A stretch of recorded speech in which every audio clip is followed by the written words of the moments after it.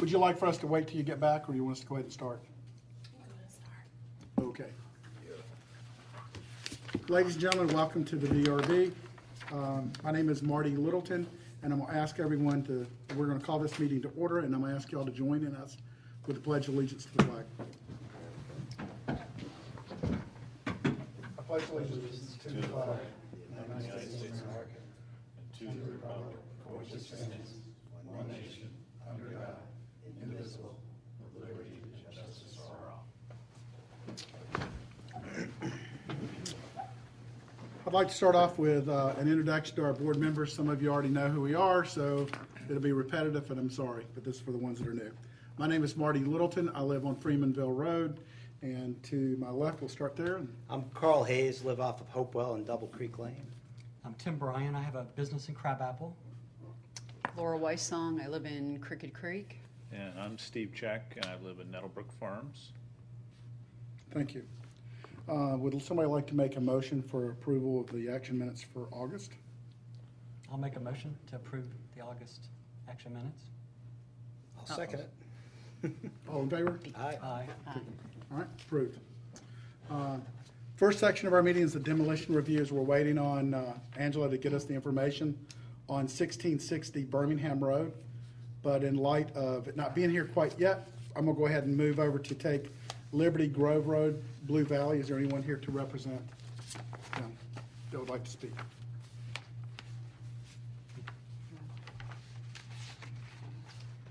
Somebody's walking in. Yes. Are you with Liberty Grove?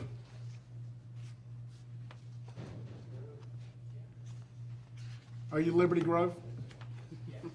Okay. Okay.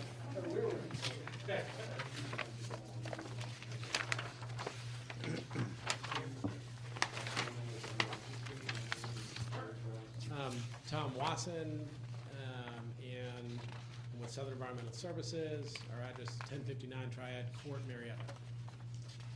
Have you filled out, did you fill out a form last week? I think you'll have to do it again this week, but as formality. I did, but I'll fill it out. Cool. Okay, great. We just need to make sure we have that on record. Okay, I understand we're going to tear down an incredibly beautiful building. So, I don't know that I'm allowed to ask what you're going to put back there, but curious. It's going to be lots. Okay. Lots.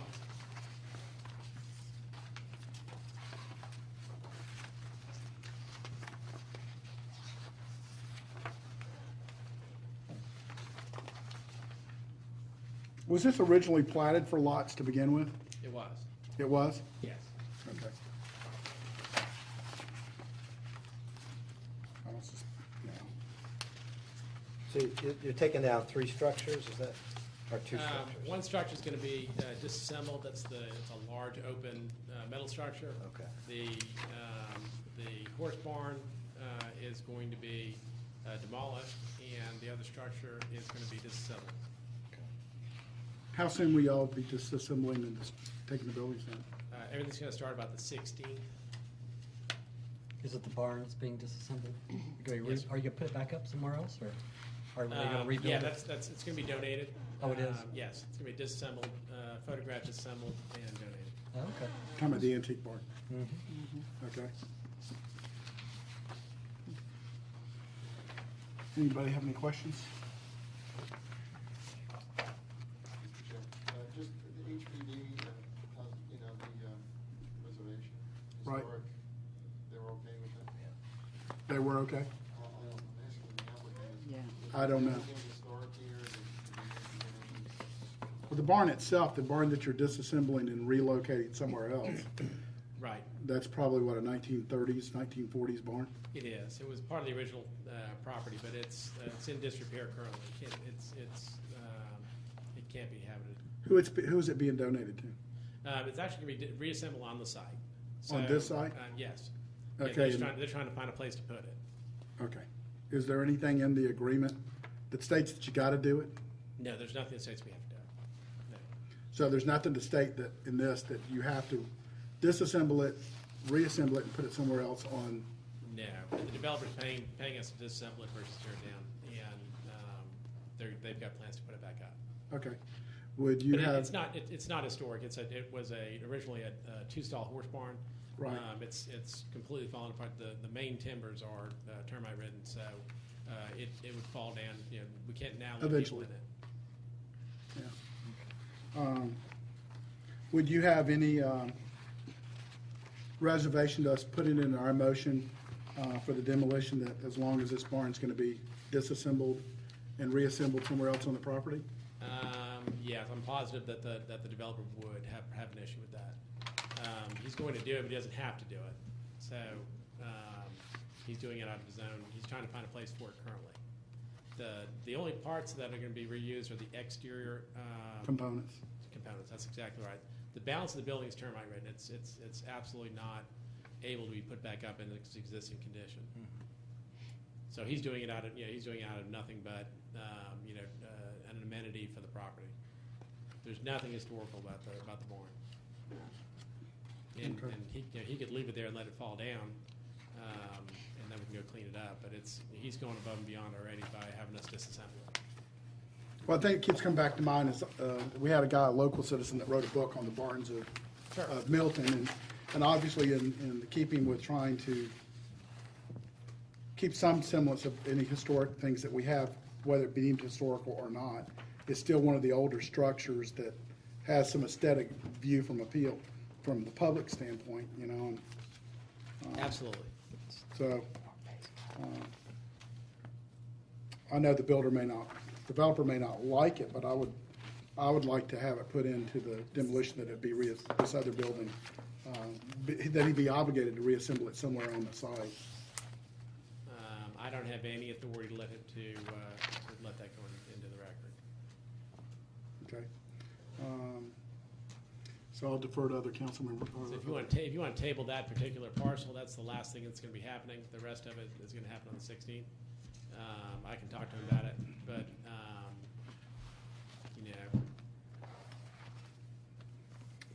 Does anybody else have any feelings on? Well, I think the question would be, has anybody from our historical group is aware of it? Has anybody she's asking if anybody has looked at this barn from the historical perspective to whether our historical group or board has any wishes or deems any value to this particular structure. don't know. I'm not positive. I can check, make a phone call and check, but I have no idea. Okay. You know, again, I'm more than happy to let you table that one parcel and approve the others, and we can come back to it next week, and I'll have those answers. Angela, are we allowed to make a motion that we can approve the demolition of the stables, but the 1930s vintage barn on the site, that he would have to come back to us with a plan of what he's going to do with that we do not issue a approval of demolition of that structure? You can deny the demo permit, but just know at this point how else to say it, but the DRB really doesn't have the power to stop it. Okay. But you can, go on It's, record as denying it. But what you're saying is you're going to just take it down and put it up on the property someplace else. We're gonna take it down, store it, and the developer's going to put once they finish out the lots, they're gonna find a place for it. They don't currently have a place for it right now. Okay. But they're going to make it part of an amended package. Yes. But it's- it'll be a but- smaller. Yeah, it'll be a smaller version of the existing building. But, Is that what, that sounds like what he was asking before. I think Marty wants to put it in that it's Make it a mandatory. condition. Condition. Right. I want to put a condition that the building's put back into. It's not going to be put back in its current form. So there's just not enough parts left that are salvageable to put it back in its current form. So you're going to make do with what's left and then That's exactly right. We're going to take all the pieces. use and- new material to That's right. put it back to where it looks like now. Right. Does anybody want to make a motion? I'm not. I know this builder. I trust they're going to do what they're going to do. Yeah, they're going to do what they say they're going to do. I mean, that's just me. Okay. Anybody else? got any You guys questions? can go I mean, I don't think we, if we don't have the, If we don't have the authority Right. to do it, then we don't. As a matter of aesthetically liking the barn. right. And obviously, I drive by this facility every week, Yeah. and I really hate to see the whole building be taken down and see a sea of houses over there. However, I understand the lots were already platted, and it's not within our purview to say yea or nay to that. We can just approve the demolition of that building. So don't, The applicant suggested that maybe you just approve the two, the larger, and then this one, maybe you can defer. Can we split that? I think that what Angela told me is that we could not do that. We can't That split. Well, you can split We it. can make it a condition, but it's not something we have authority over to No, ask. but you have the authority to split it. In other words, you could say, okay, and then the applicant can go back and get more information and come back and just let the board know what.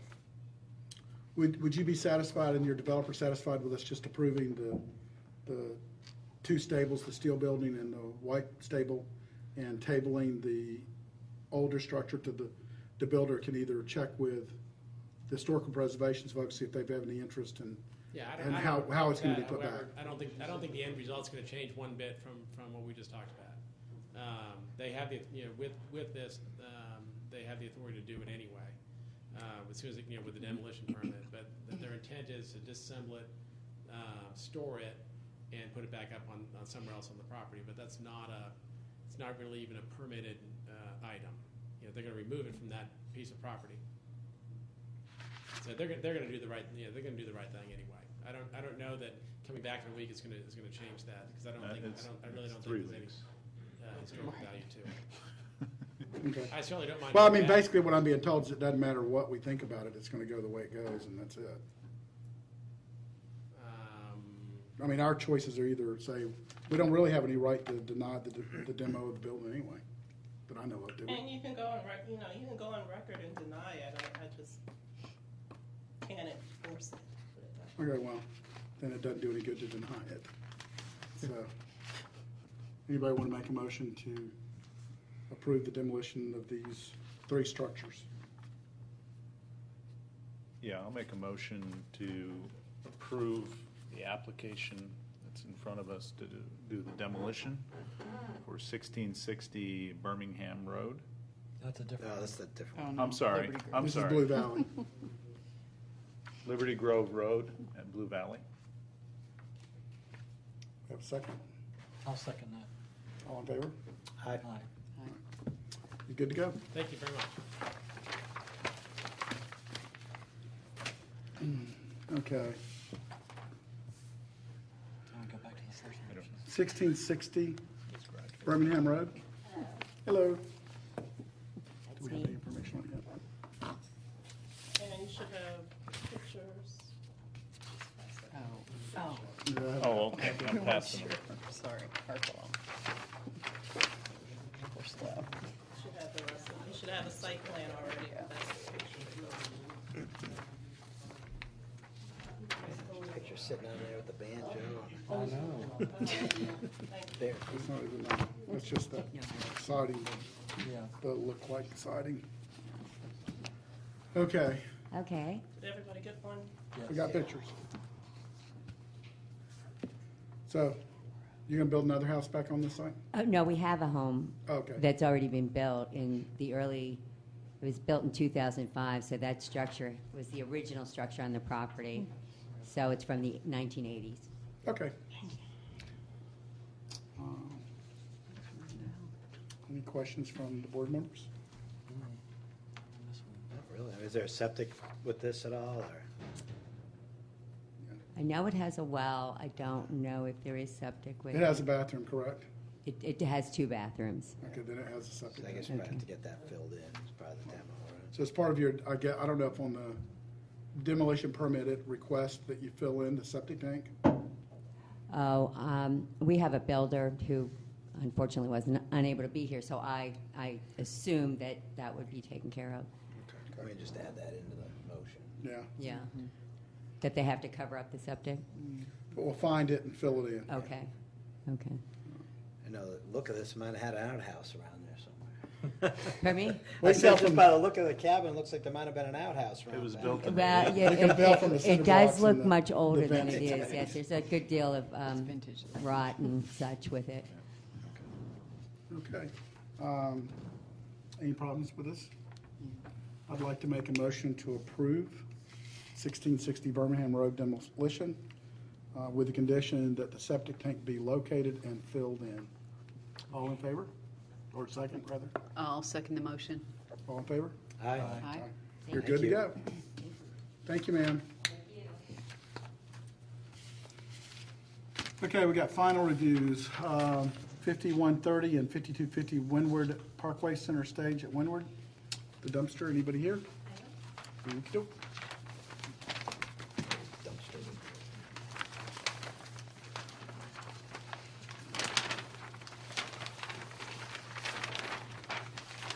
My name is Mary Lanning. My address is 1526 Rubes Landing, Marietta. Bulge Properties contacted me after there was some discussion back and forth with the artificial turf issue on this property. This is that one. And out of that came some other requirements. And currently, they have 2 dumpsters that are labeled for cardboard only, that just sit just to the side of the existing dumpster location. And those needed to be put in the road enclosure. So that's part of what this submittal was about, is where they're gonna locate this new dumpster and the fact that it's for cardboard only. So that'll take those 2 dumpsters that are currently in the parking lot off the parking lot and put them in a proper location. I met with Mark Law, and he and I walked this property and discussed where it was gonna go, and he agreed that he thought this would be a proper location for it. In addition, there are several trees that need to be installed. There was one that was just missing, must have died some time ago, that needs to go back in. Then across the front, there are 7 trees that need to be installed. And then one in the island in front of Four Eyes. And eventually, this one's got a terrible injury to it, so I think it's gonna go, but it's not showing any damage yet. So we're not planning on replacing it until it actually starts turning its little roots up, which it will. At the same time, when these trees go in, the artificial turf will come out, the mulch will go in, and it'll again conform to the way it should, to be within the city limits of Milton. I'm trying to picture, I didn't get a chance to drive by. Where exactly on Windward is this? It is just west of 400 a little bit. It's at the very southern tip of Milton. Okay. It's Five Guys, Chipotle. Oh, okay, it's in Yeah. that, it's that one It's there, in okay. that section It's a hard parking lot. near Home Yeah, that's Depot. brutal. Busy. It is. It is busy. So the existing, what you're proposing is that the dumpster cinder block will be stucco, match the existing building that's out there. You're gonna replace the trees that are damaged or died, and you're gonna add trees to the front. Yes, sir. So the only thing we're really doing is disturbing however what the width of this is, and figure 24 feet, something like 20 feet by 15 feet or something, Right. something small. The only question I have is if you remove the parking spaces that are back there with parking already as crowded as it is, is there anything, Angela, that we have to do about the loss of parking spaces Well, if I for the may, dumpster? they're not actually permanently lost. They're gonna be signed not to park there before 11. And after that, you can park there. That way the guys that come and get the cardboard, they can get there in the morning, I don't think Okay. take care of it. The question I'm trying to make sure that we don't mess up by approving this is if there was a certain number of parking spaces that were required for this site, have we become in conflict with the total number of parking spaces that are supposed to be here? Does that make sense? Yeah, you have to be zoned for a certain number of spaces. So if even if you're limited use, that's going to probably cause an issue with zoning. And I know that zoning law well. Do you have a comment, 'Cause they- Bob? 'Cause they got approved on a certain number of I've got spaces. several comments, I'll just read them out. Okay. One is, can you legally limit the parking times without a variance? Because, again, we're limiting the hours of parking, which is what you mentioned. Right. The type of doors, usually we like to just understand what kind of gates, they're putting in. Maybe potentially, I guess Mark was doing some sort of landscape screening, on the back of the road here. And then, if we do limit the parking hours, can we also restripe them, maybe a different color or something? And then the approach angle was the last item. Do you really want it to be a 90-degree approach, or is there a way we can angle it a little bit so when the truck pulls up, it pulls up on an angle? The only thing I'm thinking is if we do it straight on the way that I have now, it will limit the number of truly affected parking spaces. But they're gonna limit, they've indicated the numbers that, Well, I know, they've got 1, 2, 3, 4, 5. However, if you look at that, the guys whoever picks up this cardboard, he's essentially gonna have to drive through the center aisles to get to it.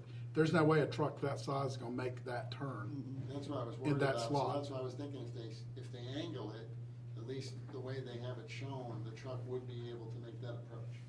Actually, the property owners sent this plan to the people that pick it up, and for whatever truck they're going to use, they approved that they could do this movement. So I think they're Okay. going to use a smaller truck to pick it up. Okay, but you understand the real questions. Absolutely. The real questions are, how's the truck get in? Are we within the guidelines of the parking spaces that are there? Are they gonna be striped, and what are the doors gonna look like so that because there's no design for what the doors are gonna look like. I understand the doors for this. Are they just gonna be, Well, I assume they need to match the existing one. Everything is, all along, it said it has to meet the requirements of the existing one, so I assume that's what it will do. okay. So I just wanted to speak to the parking issue. I believe I was told that they have a shared parking agreement with Home Depot or one of the adjacent lots. I mean, so technically they're covered. I mean, it doesn't help, the lunchtime rush practically, from practical matters, but for zoning issues, they're covered. The dumpster enclosure has to be made out of the same material as the building, and the doors are supposed to be metal. And so we were told that we're just going to match what's existing there. So if we were to approve this, it would be approval subject to the enclosure having a stucco finish to match the existing structure, and the doors to be metal that match the existing structure that's there now. I think it's brick or stone or something, actually. The current structure? Mm-hmm. No, it's stucco block. As it doesn't have any columns at the front or anything dressing it up.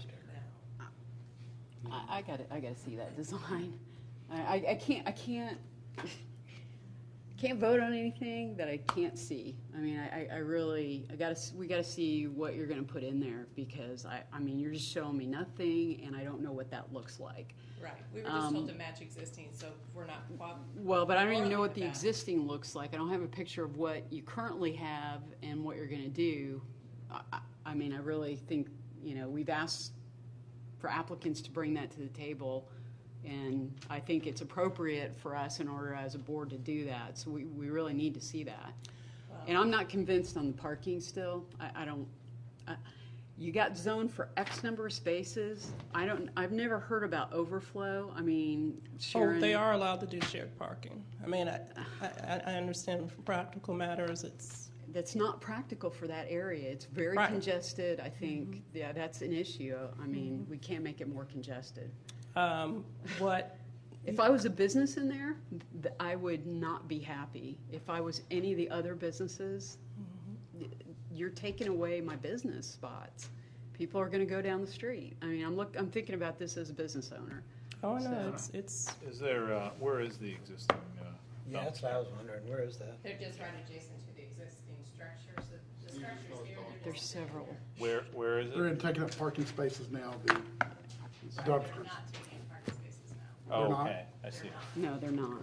Yeah, they're not. So- doing What that. happens when it's So why are you moving it?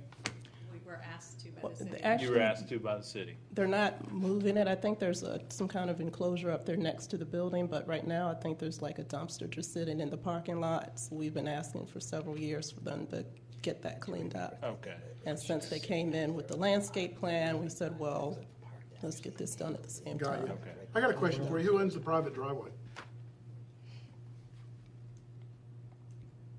And would there be any reason that they couldn't access the dumpster from the That's the private Home driveway? Depot drive. It's a different parcel. Yeah, I think actually we had looked into doing that, just that, but they would have to get access from Home Depot. Look with that. And if I could make a suggestion for tonight, is that, because she's also here for the landscape plan, if you want to approve the landscape plan, we can have her come back when they apply for the building permit for the dumpster enclosure, so you can see exactly what it looks like. What are they coming for a building permit for? They have to get a building permit for the dumpster enclosure. So then you can see the actual, she's, I believe, the landscape architect, so somebody else will be designing the dumpster enclosure. Okay, so Well, let me ask you, you gotta get a permit for the dumpster. Yeah, because it's a Of big, which- well, the enclosure. The enclosure, so this permit that will be let will have details? Right. It kind of seems like this is backwards Yeah. to me. Well, this is, We're we're kinda looking at the approving- location right now. Okay. Well, I don't know anything about I'm assuming that P and Z went through and said, oh, you got the parking spots. I mean, We've- you've adequately proved that, you've Well, no, got parking. they're short, because It's they have not all those adequate. restaurants. Well, They're well, short, let me- but they well- have the shared parking. that Well, people use. I haven't eaten here and I don't know what it's like, I do. but somehow, some way, some day in the past, in order to get this approved and get these buildings built, somebody had to prove that there was adequate parking in order to get a building permit. I know that goes on, okay? Whether that was in Alfred, in Fulton County or whatever, that somebody had to have shown for 30,000 square feet, there's parking. So, I bet they did not think No. that they ever had that many. Fulton County, I Yeah. guarantee you they did. I don't, they have more restaurants in that parking lot, in that shopping center than they have parking for. Yeah. And They that's- plan So on what happened people is when using they- They've the completely- edges of Home Depot and then the Walmart Yeah. lot, Yeah. that's where the Totally overflow not is. But what And happened that's- was, whenever it was originally permitted, When it was Parking. built, it worked. They had appropriate parking. based on what was going in there at that time. Right, and then the uses changed, and Fulton County approved it, and blah, blah, blah. Yeah, okay. So, So I guess what y'all are saying is to go ahead and go with the landscape portion of it, So they can at least get the right, and then table green the grass out of enclosure. there. I'm still not comfortable where we're even moving all this. This just doesn't make sense to me, really. I'm not clear, why are we moving? Well, yeah, if you Why ever, are we- the We're dumpster's not just sitting there right moving, now. it's sitting in the parking Yeah, lot. it's literally just sitting in the surrounded by parking lot, like, boxes right with now. all the garbage falling out of it and Okay. everything. Well, I know this area really well, so I'm very familiar with this area. I'm in and out of here frequently, so, all right. But is there any other place to put it where we're not, to me, this just doesn't even look right. I mean, because the whole parking situation, just not good. Taking out parking there, to me, is just not gonna work. I mean, I don't care if you make it at 11 a.m. or not. You got people in and out of there early in the morning through late in the evening. I mean, and if we're already short on space, I'm trying to think about the business owners here. Well, I think that maybe if you guys could just have a conversation with them, because the lot's definitely not full. I drive through there in the morning, there's nobody there, right? Because it fills up for lunch. That's when it fills up for lunch and dinner. The front part of it will have some people in it and things, but the back is just wide open. They make a couple employees probably park there, and they probably use the Walmart. Well, actually, before 11, it starts getting busy because people also go through that to get over to Panera. So They can that- actually have the dumpster picked up at the middle of the night, so. Well, they drive through, they're not parking there for Panera. The Panera is Uh, way over here, I mean, on the other side of it. Right, but there's a lot of Can I suggest overflow a parking. potential alternate location? Yeah, Okay. that would be great. Could we possibly put it on the other side where the little side road is? They approach it, You're talking about coming in from the private drive? That's the, no, sir. can't do it, okay, There are trees there, there are all sorts of things going on there. okay.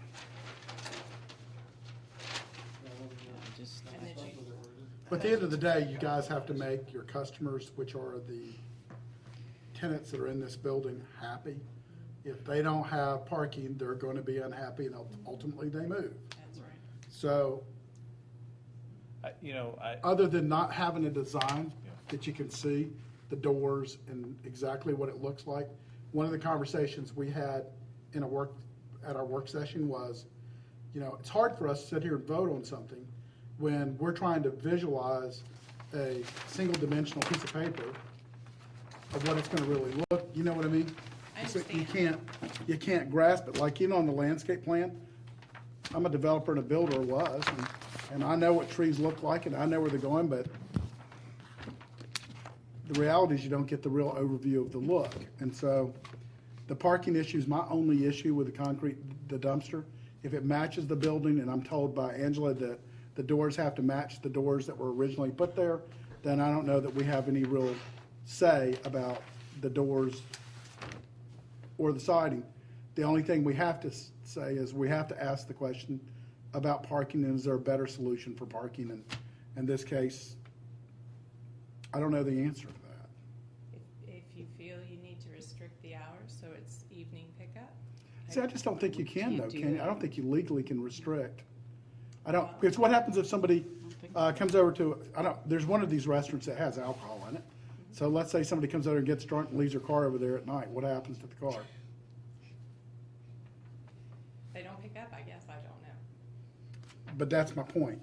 And so, and I don't know how I don't even know whether you have even the right or ability to tow that vehicle, and I don't know that that's Well, something it's the we. same issue even in front of the regular dumpster. If somebody leaves their car there, you get the same issue. Oh, I know. well, the other issue you have too is blockage. I mean, the truck's blocking in here if you've got, folks in these spaces. That's the other issue, so. Well, I actually have a dumpster at my building that it gets picked up by, I don't even know, Waste Management, I think, but I don't know. But they complain bitterly whenever we don't have a 50-foot opening for them to get that truck in. They will call me. They will actually charge us because we had a truck that was parked where they couldn't get in the right angle. So the question I guess I really have to have is, I still believe that truck, whoever's coming in to pick this dumpster up, is going to drive through the two parking lots across from, spaces from it, drive straight in, pick it up, turn around and drive out. I just don't think that they're going to make that turn in the drive pattern for that one slot. All I can tell you is what I was told, that they reviewed it and they said that they could make that maneuver. Okay. Well, I'm gonna I'm gonna go with the assumption that your parking is adequate, whether it's shared or what. I mean, some in the past, this had to be zoned, and parking had to match the requirement. So, and if it's shared parking, okay. Now, however, on the dumpster, even though as you were told to match it, I think we as the DRB have the right to say, well, we don't like the way it looked before, and that we should see something, either it's the new look or a proposed, Well, I you think say a new and improved look, or? Well, it's built according to the code requirements. Does Milton have specific code requirements for the structures, Angela, and what they're to look like? Is that verbiage For the in finish, code? yes, for the height and finish. For the height and finish? So we can't, we need to meet what the Well, what book do we- says, and that's what we intend to do. I just don't know what we're looking at then. Well, that's why we'll defer that piece, right? So we'll talk about the landscape, and if we think we can, Okay. based on this. Right, well, like I Sure. said, they have to get a building permit, and you have the right to look at Okay. the building permit. I would, And it'll just show what the code requires it to be. And you will have a dumpster enclosure detail at that time. Yeah, I wouldn't vote on that tonight. Okay. And in that detail, I need to be given exactly what you're looking for, because we were not told to bring anything other than this for this meeting. So I need to get somehow a list or a checklist of requirements of exactly what you're looking for. A photograph of something similar, materials board so you can see the color, a mock-up of a miniature, whatever it might be. Yeah, I think, I mean, we see the gamut. I mean, There is a checklist. as far as we see, I understand, I'm just I saying. mean, I'm full not told to details bring it, with I can't bring colors it. or we see. We need a verbal, rendering. verbal description. You want A a rendering. 3D paper rendering.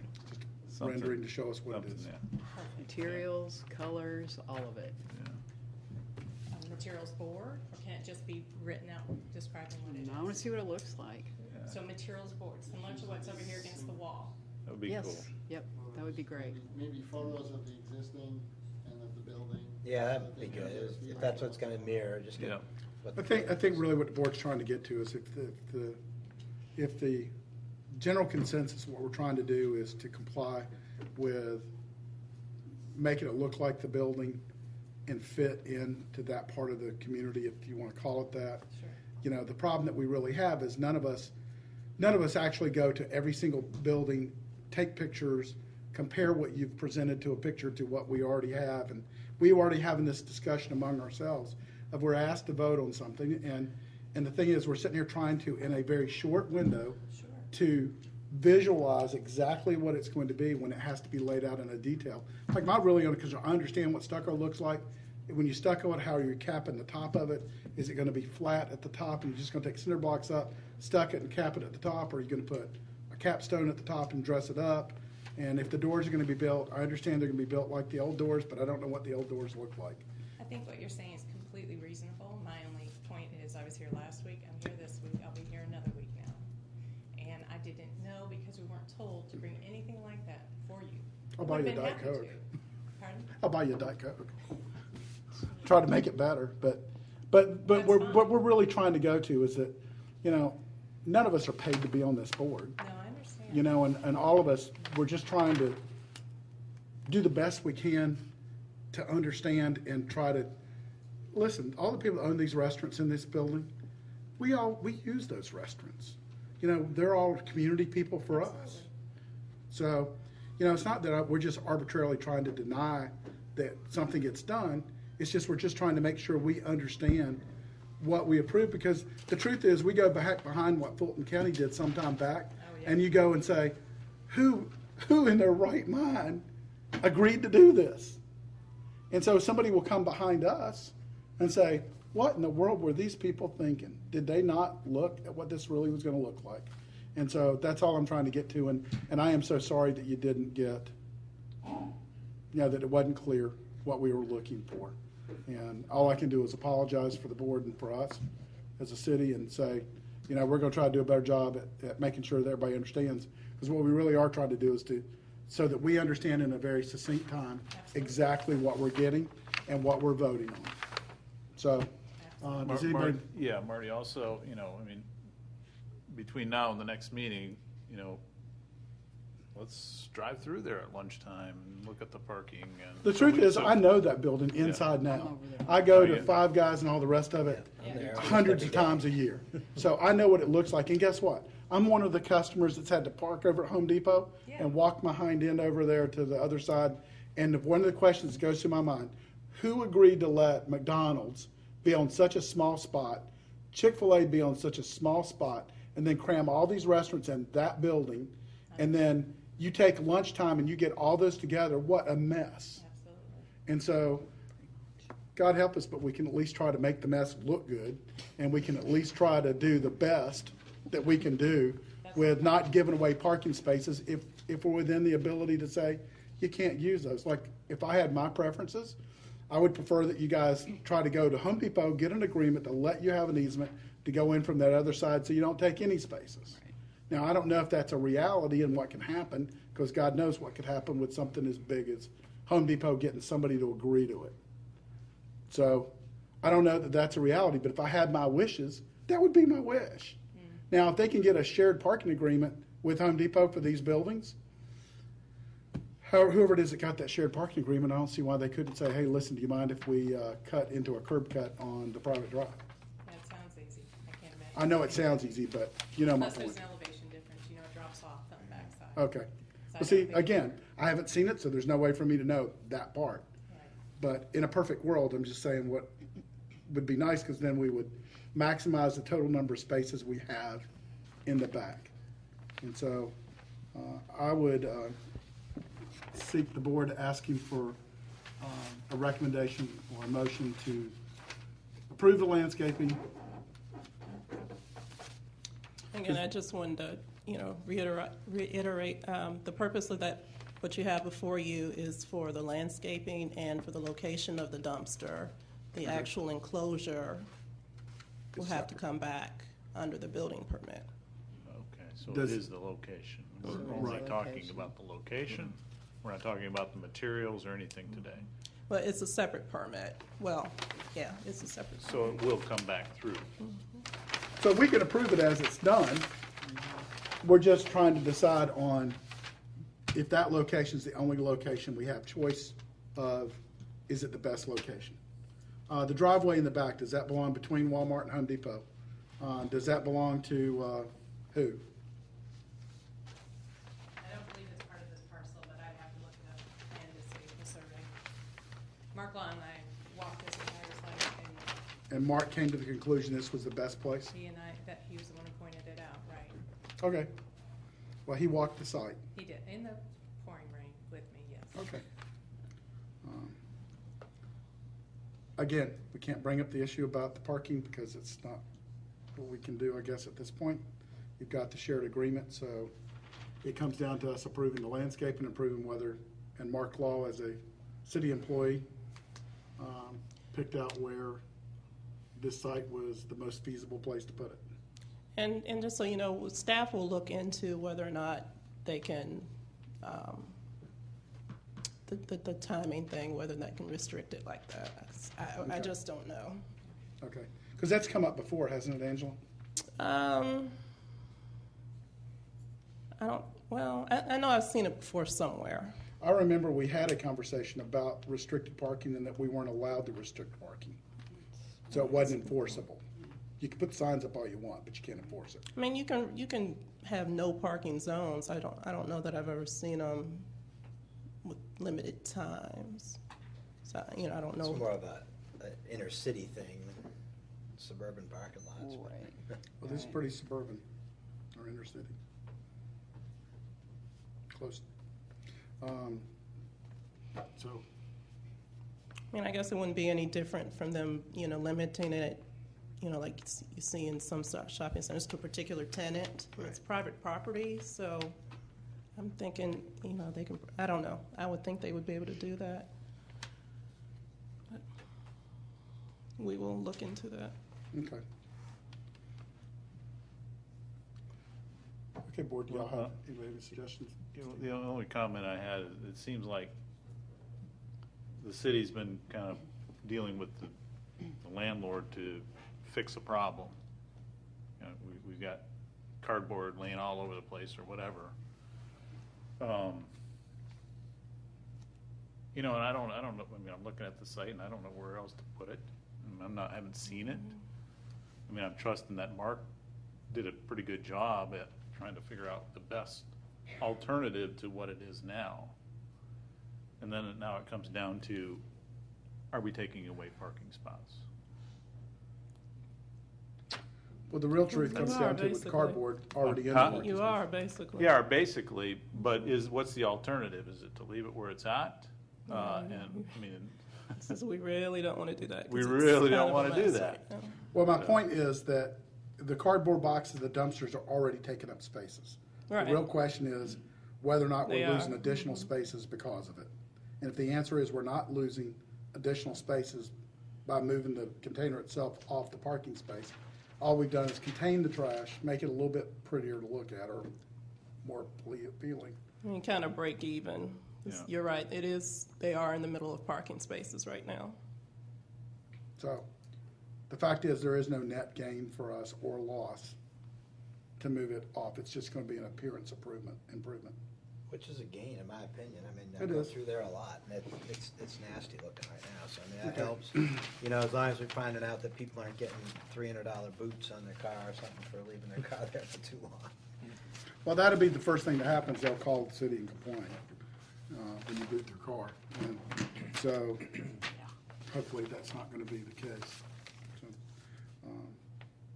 anybody want to make a motion?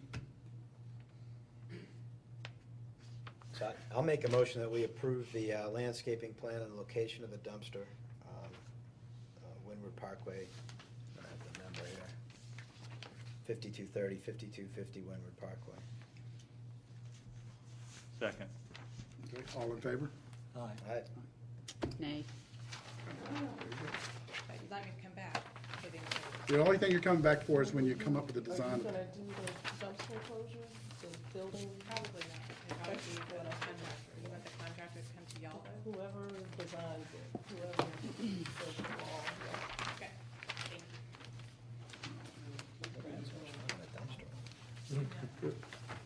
The problem with this is that you're basically dealing with a Fulton County problem that started. Well, what do you, you're exactly right. I mean, you know, and I'll tell you.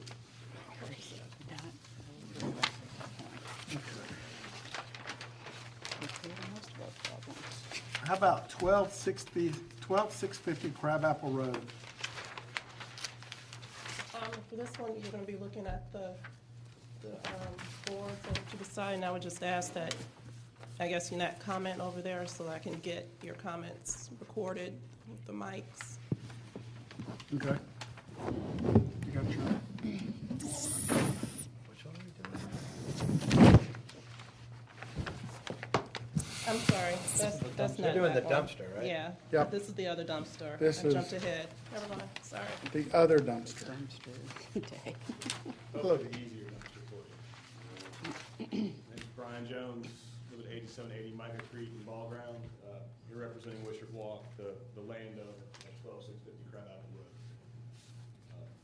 In short, the intent is to enclose, or to wrap, the existing dumpster enclosure with roughly 350 square feet of storage area, predominantly for the Old Blind Dog restaurant. Hopefully the materials we use are located or notated clearly enough for you.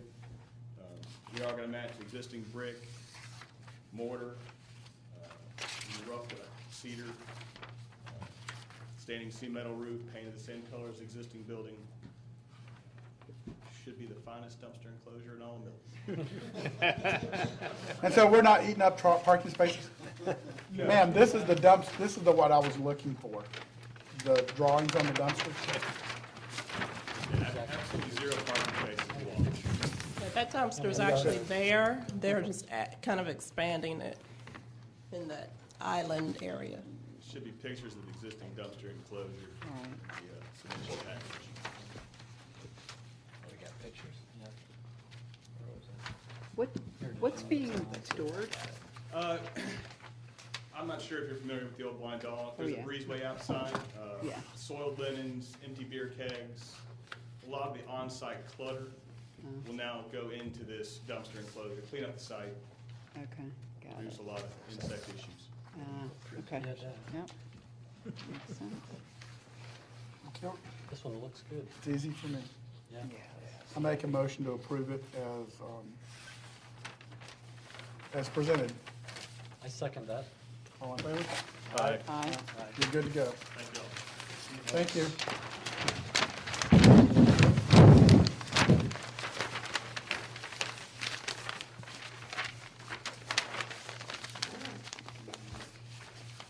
Okay, so here's where we get to get up and walk over there. Now you take your field trip. Yep. Just to introduce. Okay, next one is lots 6 through 21, Archmont Trace, Henderson Landing Townhomes.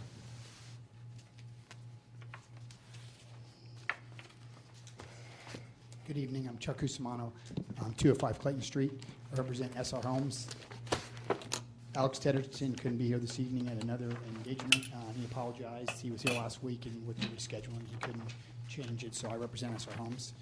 We're presenting to you this evening our exterior elevations after we've incorporated the recommendations of staff It was a gated townhome community that was never finished and was distressed. We purchased the property, and our intent is to do 16 single-family attached homes. So we've provided for you an elevation of each one of those. Also, we have some books on the table of the existing homes in the community, so you can see that they fit in nicely with what was already there. And we have all the exterior colors, the materials, everything for your review. So you want to go look at it? Yeah, I want to go look. If you look in the notebooks, there'll be pictures of all the existing homes in the community. Those are not it. That's not it. That's all it. I also have James Bagley. He's our Director of Purchasing and also Architecture. And I have John with us. He's going to be the one building I didn't know that everything was in the a neighborhood, building. overseeing John's sites. Henderson Parkway is, kind of looking really, you know, that Queen of Hearts. Oh, I know. Across the street from that.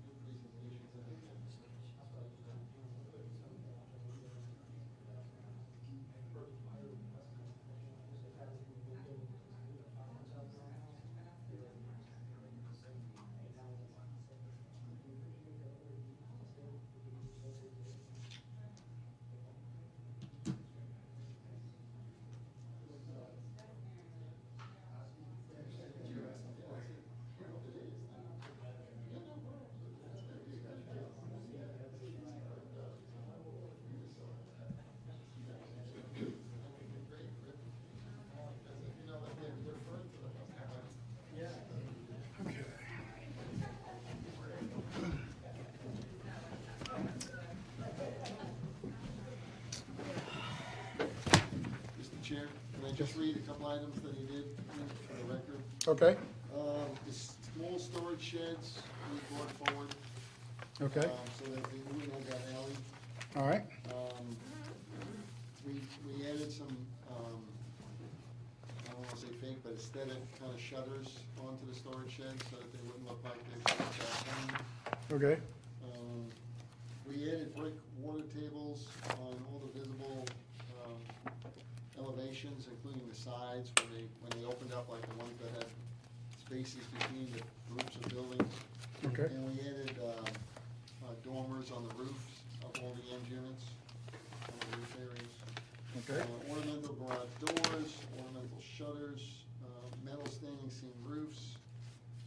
We varied the materials on the facades. They added details above all the windows with blacktop.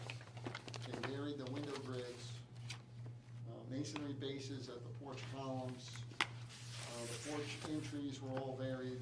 They put planter boxes under the windows. They added gable end details, varied the roof slopes, and they added windows on the side elevations. okay, And just so you know, we did meet with the applicant several times, several iterations, and this is the result of some of those meetings. So I support it. okay. Well, it looks like a very Looks great. well put together, nice project. So, anybody like to make a motion to approve as presented? I'll make a motion to approve, this is specific to lot 6 to 21 of Archmont Trace and Henderson Landing townhomes. I'll second the motion. All in favor? Aye. You are good to go. Thank you for your time tonight. Thank you. Thank you. Okay. How about 3315 Francis Road, the Milton? Hi there. Hi, how are you? Good. Yeah, I did. This is, Yes, I got his. this is a courtesy review and non-voting for us, so we're here to ask questions and answer them. Okay. Oh, I have something for you for that one. This is the, my,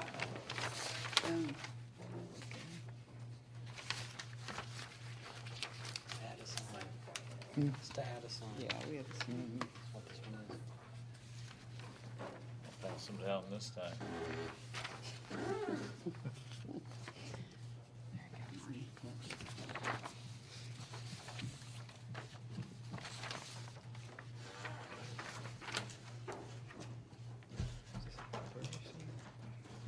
The questions I'm going to ask are not to be, meant to be adversarial.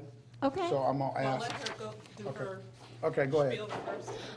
We are asking for a second sign. The Milton Senior Center, we are currently renting space temporarily at the Community of Christ Church in their fellowship hall. So that's where we are currently having the Milton Senior Center. So we are asking for a second sign to be located at the church so seniors can find the Milton Senior Center. Okay. And also, you know, this is a temporary location because we're going to be moving locations hopefully in April of 2014 to the Hopewell House. Okay.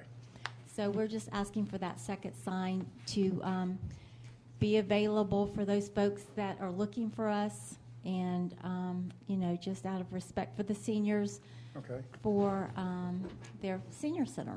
Cool. So what we're basically, this is a temporary sign, much like a for sale sign with real estate, if you're selling a bigger piece of property. So this is not meant to be a permanent No, it's not a fixture. permanent So fixture. therefore, we can avoid the monument sign issue because this is considered a temporary sign. Yeah, it's only for a temporary period of time, because they're really moving into the Hopewell House, which the city is actually Fixing.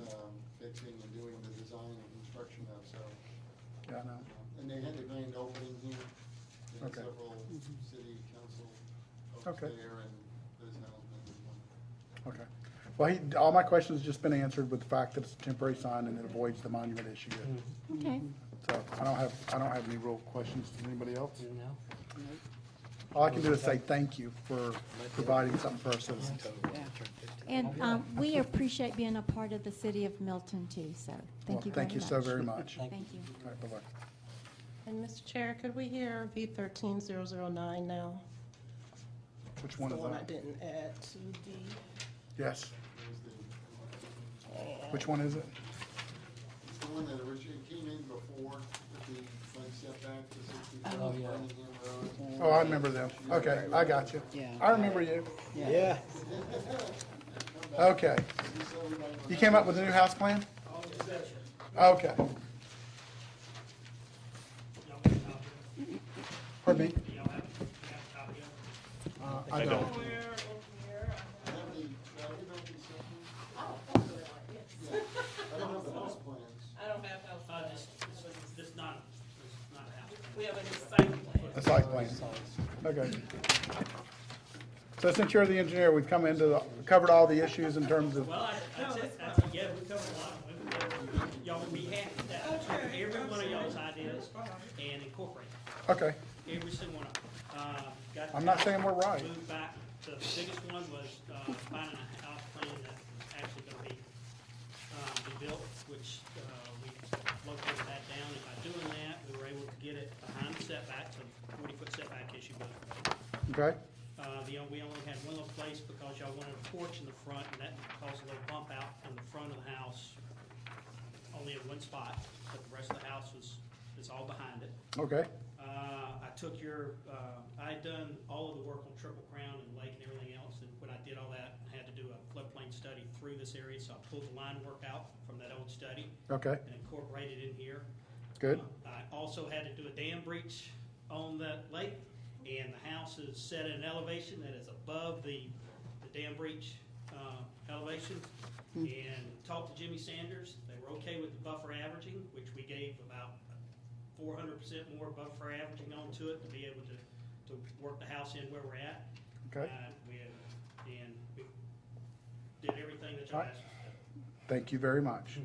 And hopefully, your homeowners will be very happy with the way it turns out. We went all over it and he got everything.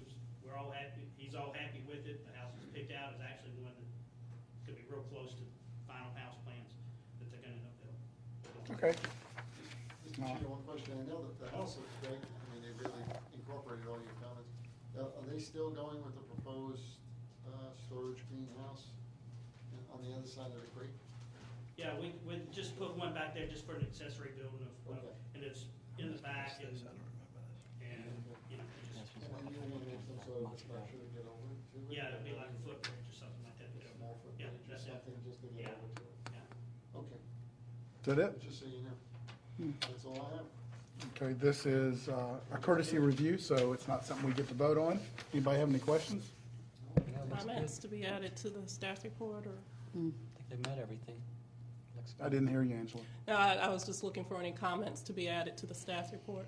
I don't have any now, because he's already complied with everything we complied. talked about the last time he was here. complied with everything. Do you want to say on the staff report, Mr. Chair, that the applicant maybe came in, just some comments that he came in and that they've redesigned it to mitigate the 60-foot setback in the front?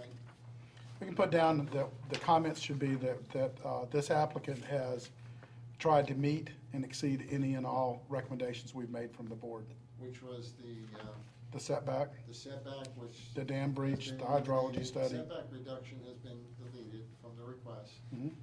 and that Floodplain. the floodplain hydrology study has been performed, Mhm. and that. He's actually reusing what was already done, Right.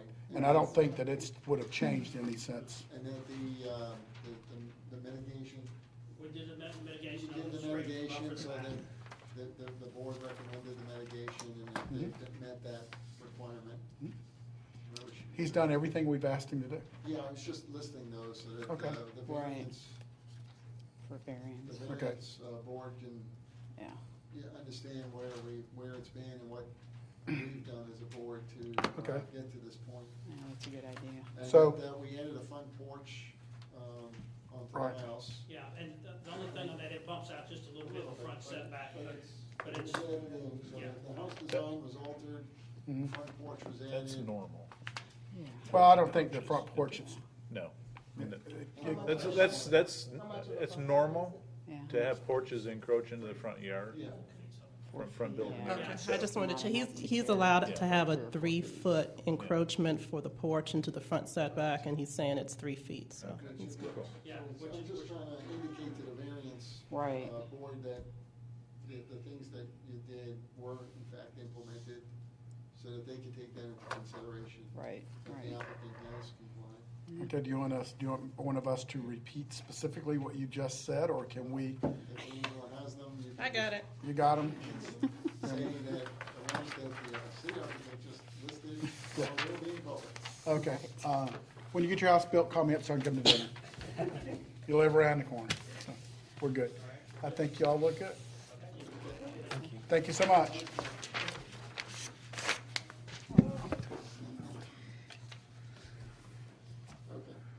Okay, the next one is the west side of Deerfield Parkway, Crescent, Deerfield U13-02/VC 1303.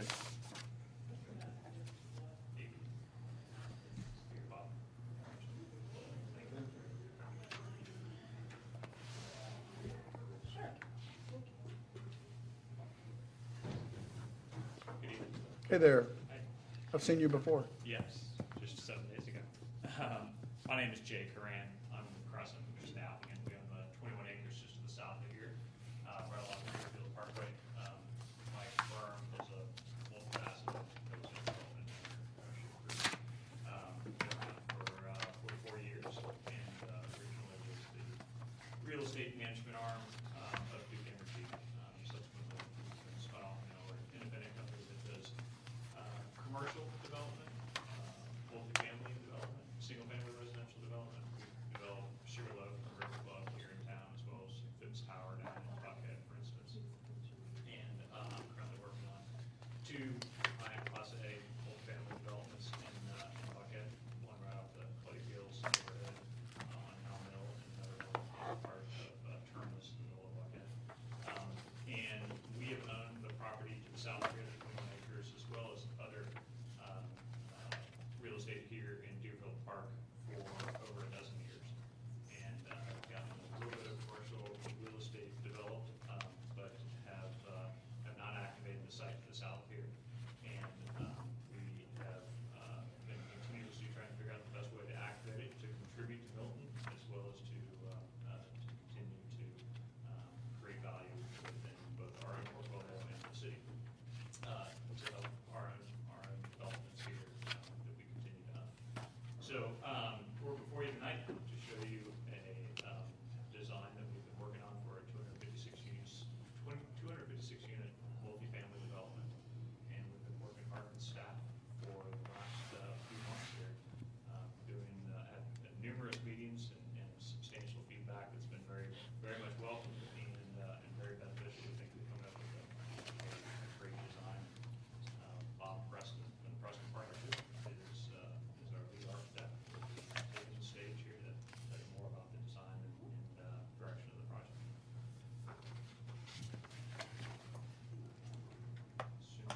I have a, real quick, Sure. can you kind of go back? I just want to kind of get an update on what has happened Sure. through zoning and Right, yes. appeal and all that kind of stuff. So can you tell us where you're at with that, all of? Yes, we were before you last year, my predecessor. Right. With a 256 unit apartment community. Yep. That was supported by staff, supported by DRB, supported by Planning Commission, and then got held up in City Council. And City Council denied the approval. Okay. My firm subsequently filed a lawsuit to be able to make great value out of the land that we own, and that went to court. The court identified that they actually put the lawsuit in remand while the new code was issued.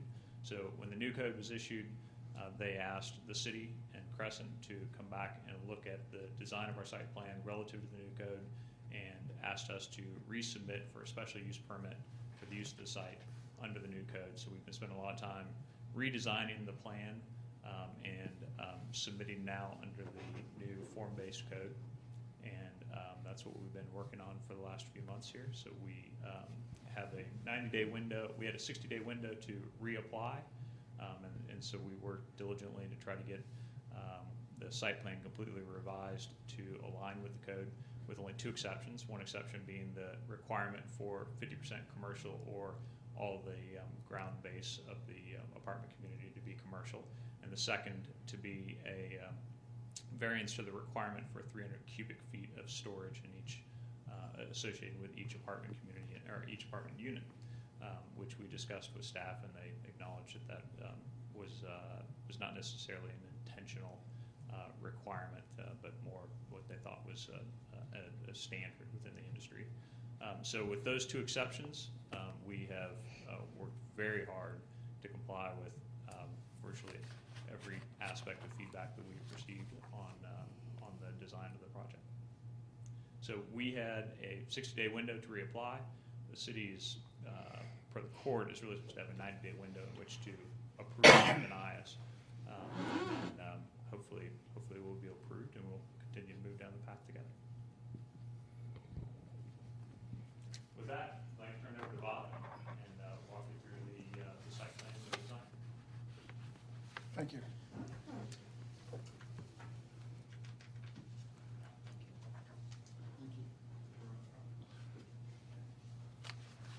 And before he gets started, I just wanted to remind the board, we're looking at the use permit tonight, so we're looking at a really general, the project in general. They will come back to you for the land disturbance, if the council approves it. They'll come back to you for the land disturbance permit, landscape, and the building, so we won't be getting into colors and.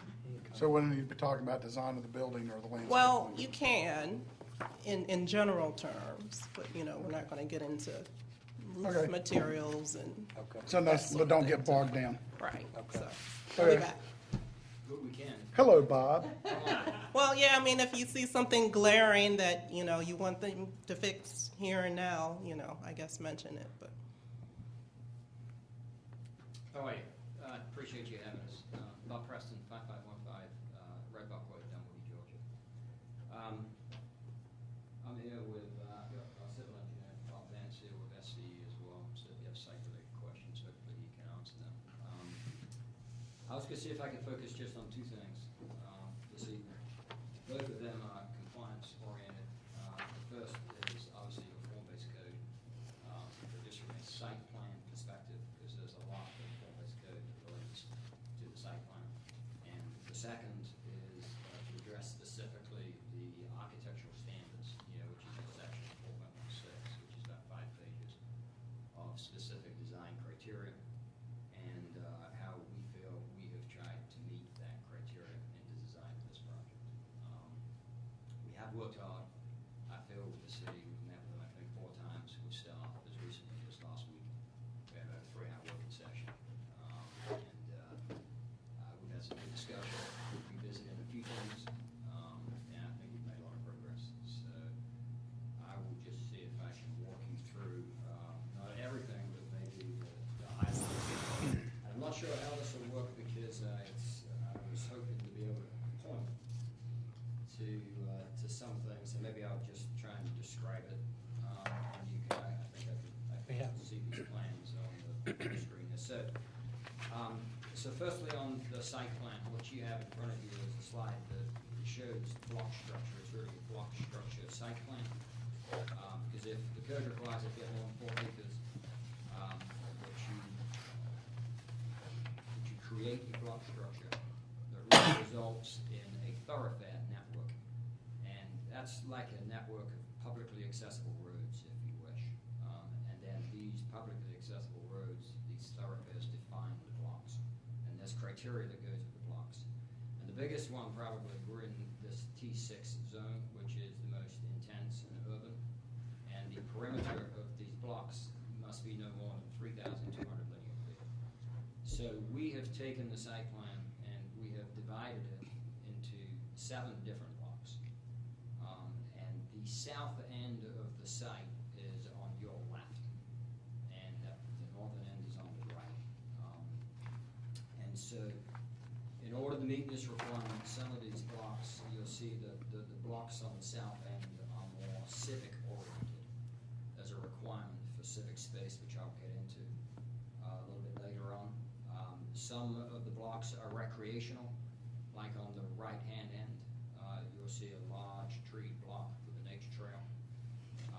Some of them are more town square and arrival oriented, as in a little bit to the right of the middle, and then some are just purely residential and amenity focused.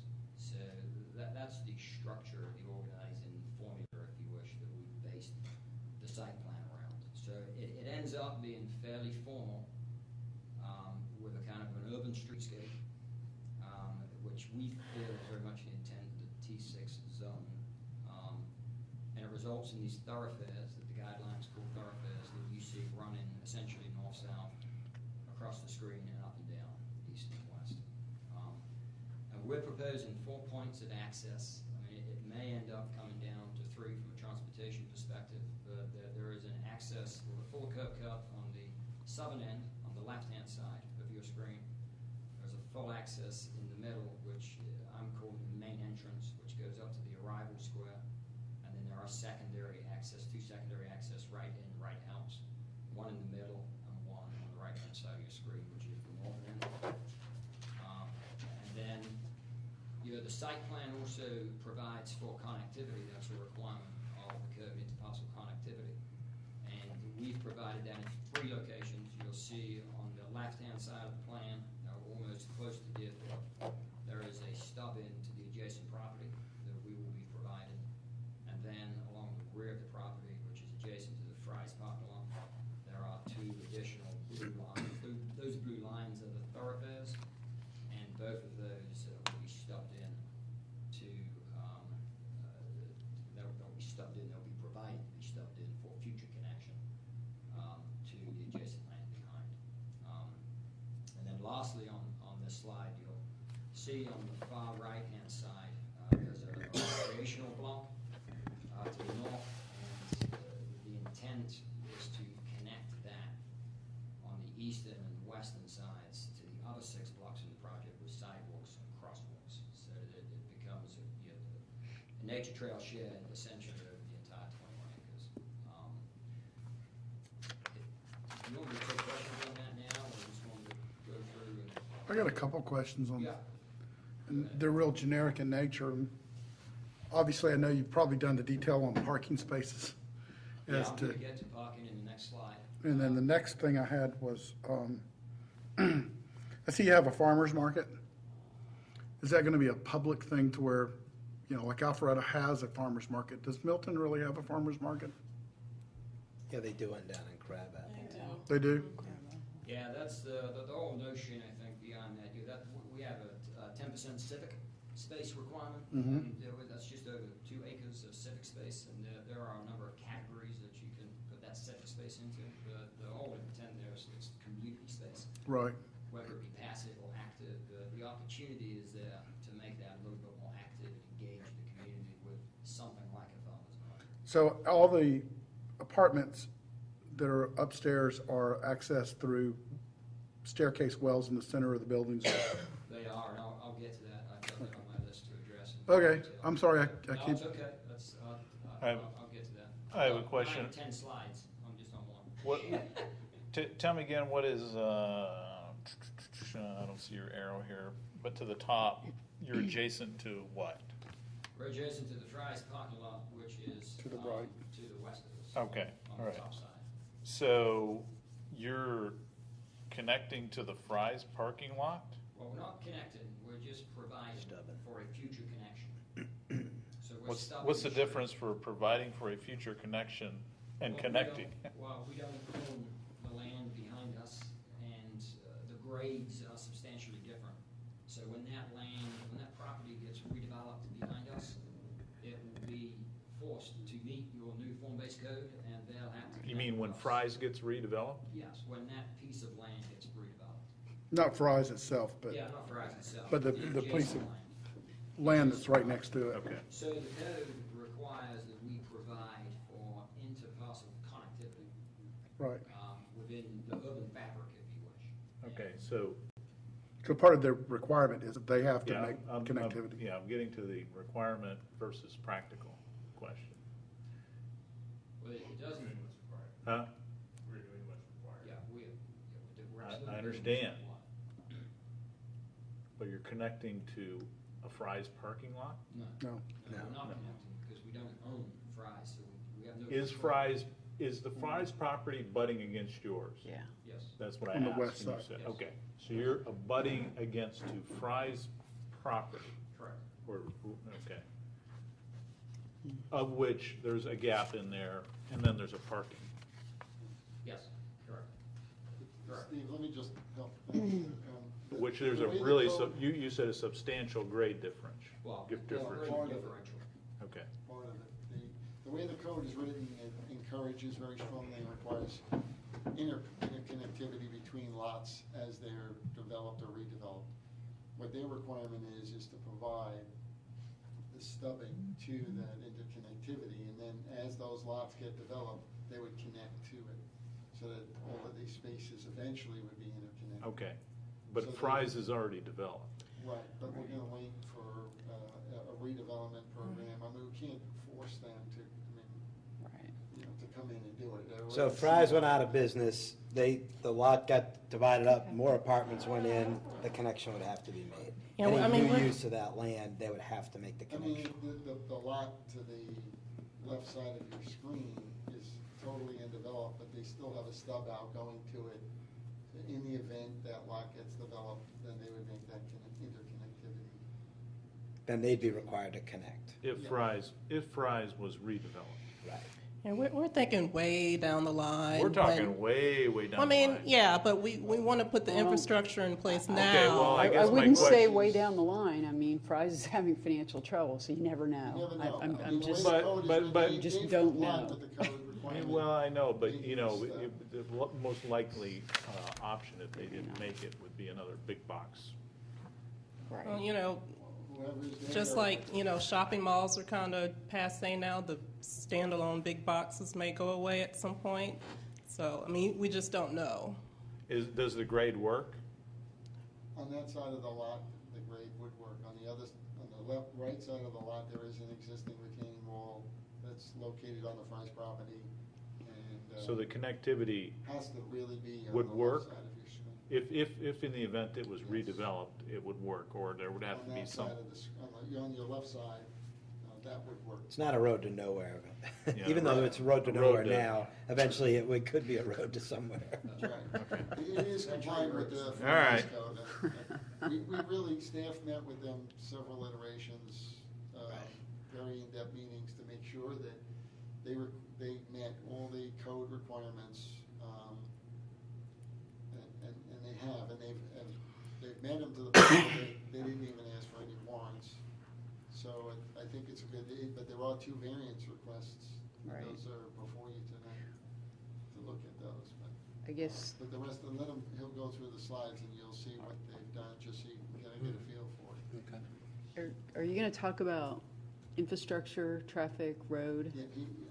Is I that- wasn't going to touch much on traffic or Okay, infrastructure. I assume kinda- you mean surrounding infrastructure. Yeah, Deerfield Parkway in Yeah. particular? I mean, well, Do you understand what's going to happen there on that?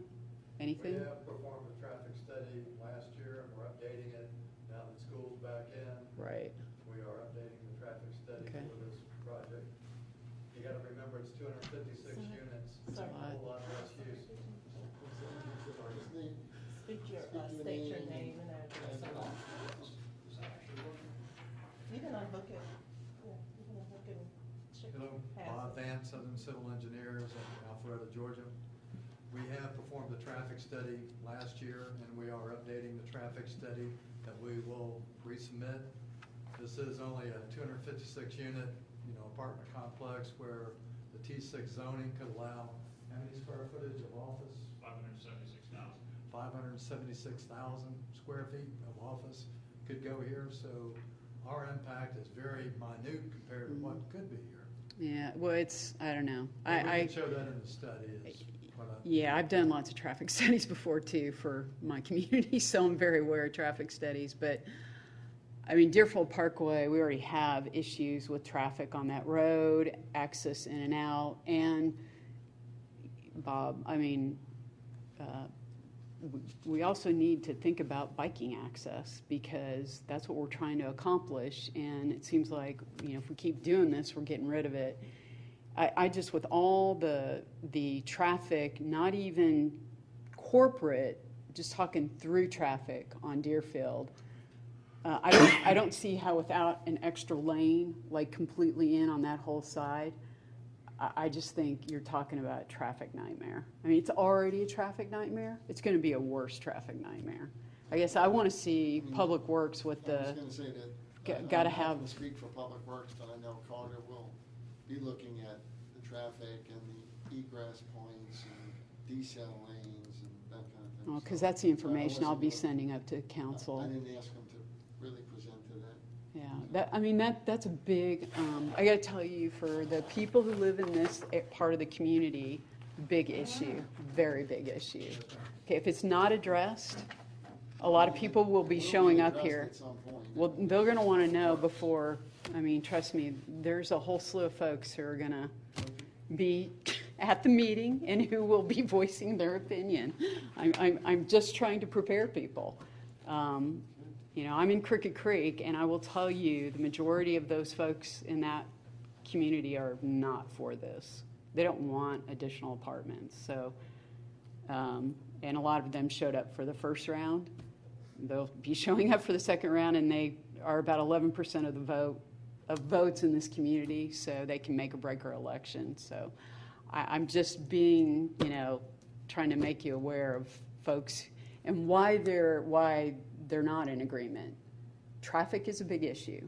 So I would just, as a helpful point, address that in a really big way.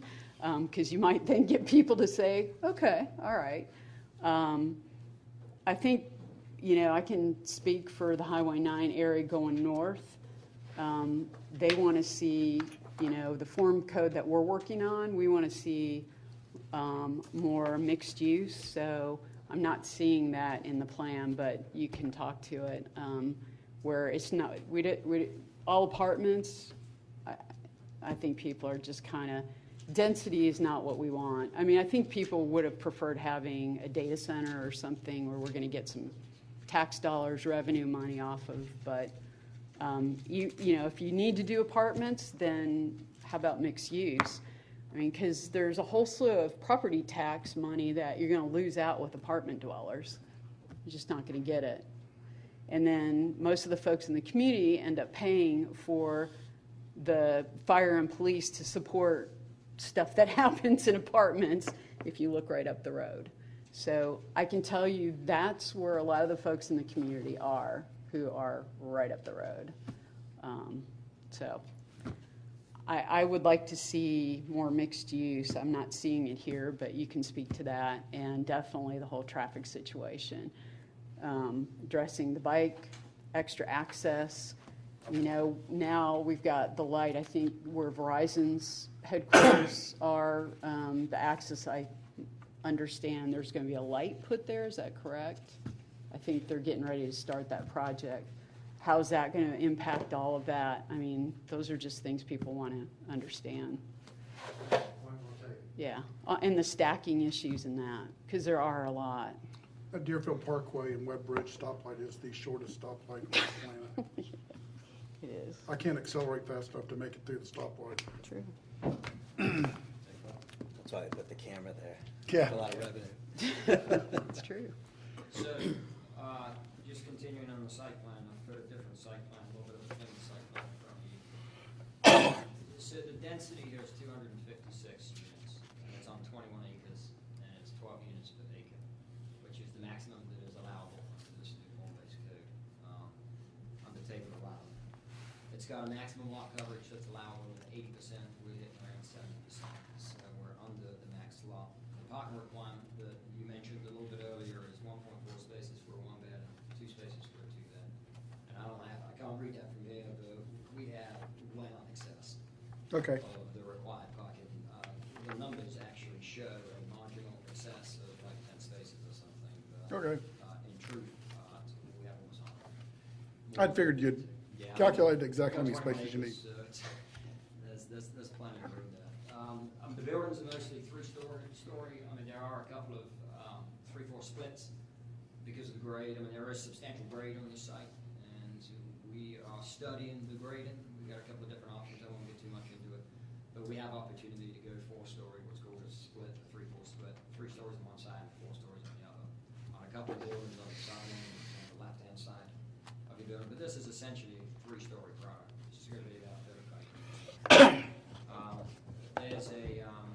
There's a rear alley requirement, which we are providing along the top, along the rear of our project. That's per code, and there's a civic space requirement that I mentioned, which is a minimum 10%, which is just over 2 acres, and we've included that in 3 different areas. There is civic and community space on the left-hand side of the plan, and then on the very far right side of the plan, there's another half acre of recreational space around the detention pond.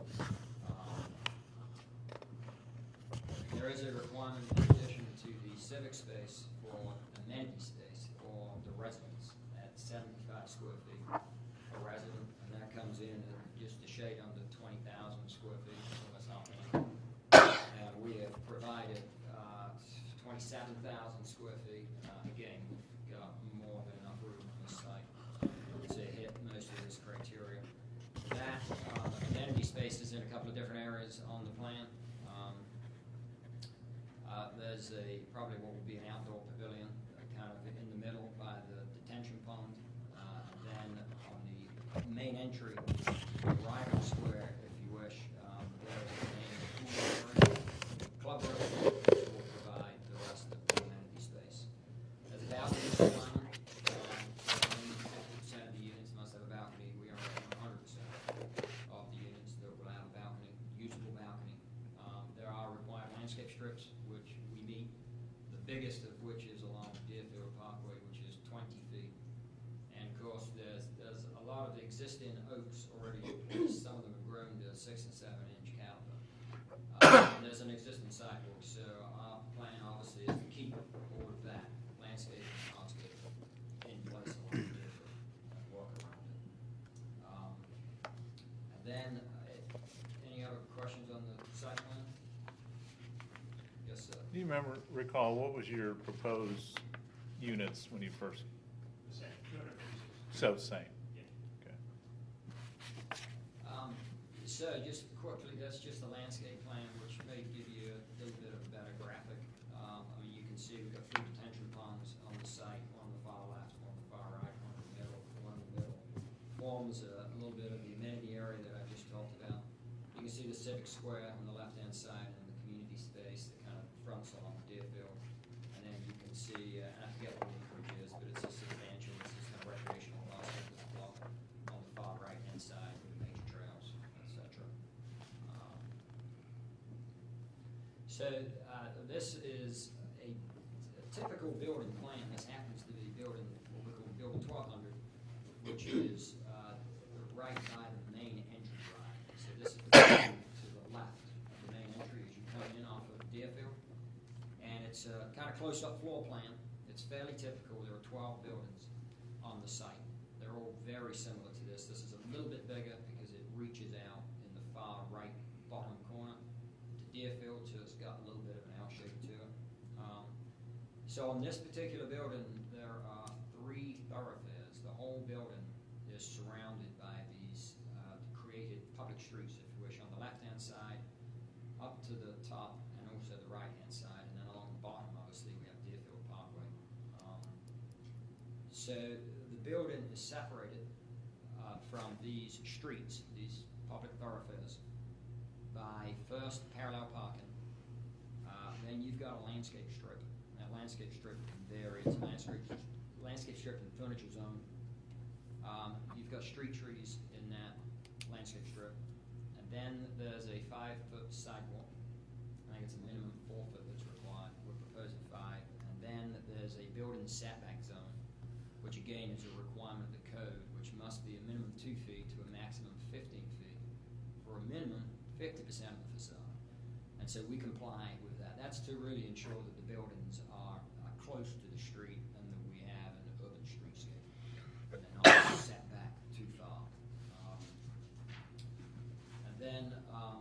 in that building setback zone, that 2 to 15 feet, we have added on just about every unit, ground floor patios and outdoor living space along all the thoroughfares.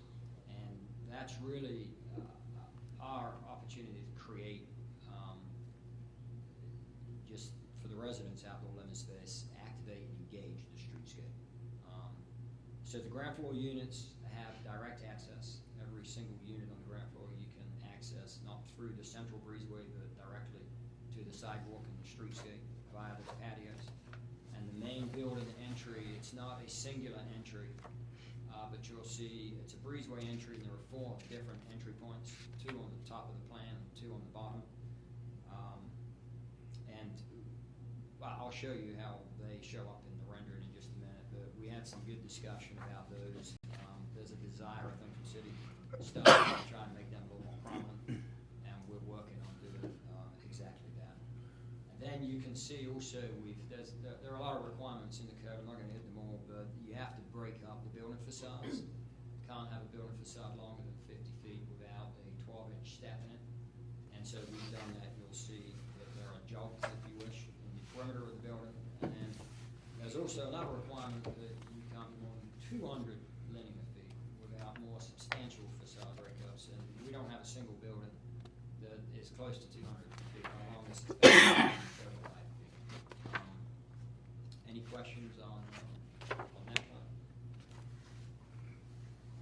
No. So that was typical. This is building 700, which is just on the other side of the street. And we went ahead and developed it. It's next to the pool courtyard. Very, very similar criteria. And then this is building 300 in front of you, which is on the southern end on the left-hand side of the site, down there by the kind of civic function, the civic square, if you wish. And you can see all these buildings are really quite similar. Generally 8 or 9 residential units on the ground level with 2 stories up above, and the sidewalks are friendly zones.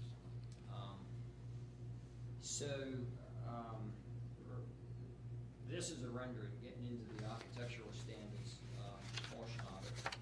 This is a rendering of building 1200, which was the first floor plan that I looked at 3 slides ago.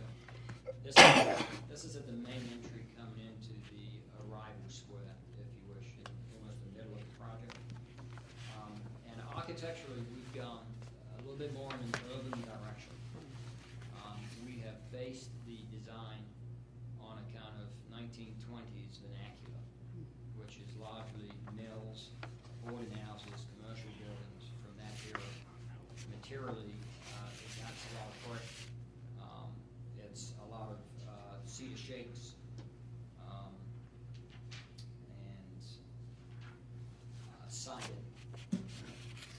If you look at those buildings, you'll find that they are mostly rectangular in form, which is why we feel they lend themselves fairly well to this new form-based code. Like I said, they're clad in brick. They were influenced by a number of different styles, so it's fairly eclectic, but you will see that they're fairly simplified in their detail. So if you go back and you look at the townships and the towns that were made up from these buildings, you'll see there wasn't a particular architectural style per se. It gave these older towns their character. It was rather massive and the scale of the buildings themselves. And it's the close distance of the building facade to the streets. It's the street section from one side of the street to the other. It's the pedestrian experience that comes from that. It's the streets and patios. So it all kind of combines to give, I guess, a sense of place that we normally associate with towns. And we feel that's really what this new code is looking for. We feel that's what it is looking to emulate if you read through it. And hopefully you can see that from the rendering. It's a simplified architectural style. It's not very fussy. It's not very busy. It's got a very limited palette in terms of both materials and colors, which is encouraged by the code. In fact, the code even goes as far as specifically giving us Pantone colors that we can use, that they would like us to use. It gives a kind of commercial feel aesthetically on the ground level, which is the goal of the code, with storefronts and canopies. You can see that. And it gives the appearance of a flat roof, even though this is not a flat roof. This is a very low slope pitched roof, but it's a 4 and 12. So you're going to have to get a good way away from the building if you're walking down the street or driving in your car in order to appreciate that pitched roof. Yes, sir. When I look at this picture, obviously I can tell that you're trying to emulate a loft mill building, an older mill building, and obviously most all those buildings were flat roofs. In the stuff I did in Marietta, we redid the Coke building and put up a couple buildings that were flat roof buildings. And I guess I'm concerned with the look that will be there to put a pitched roof on it versus a flat roof. And I don't know that we even have a say as to what should be there or not. But I would prefer a flat roof building because that makes it look that more commercial appeal. I just don't want to see but it's just a matter of personal taste and not a matter of, I don't know what we can inflect to you to convince you that's what we want. Obviously, a flat roof building's a more expensive building to build than a pitched roof building. No, I totally understand that. I'd love to see a flat roof building too, but we've tried to make it look like a flat roof building. So are you doing it with building up your parapets on the side and the drains on the inside? There are some, it's a combination, there are some parapets, but it is mostly drained to the exterior. It's just a 4 and 12 roof, and that rendering is probably taken 60 feet away at, 5 foot 6 inches above ground, and it's a 35-foot tall building. So your angle of view vertically is actually in excess of the 4 and 12 on the roof. So What would the view be from Deerfield? I'm sorry? What would the view be from Deerfield?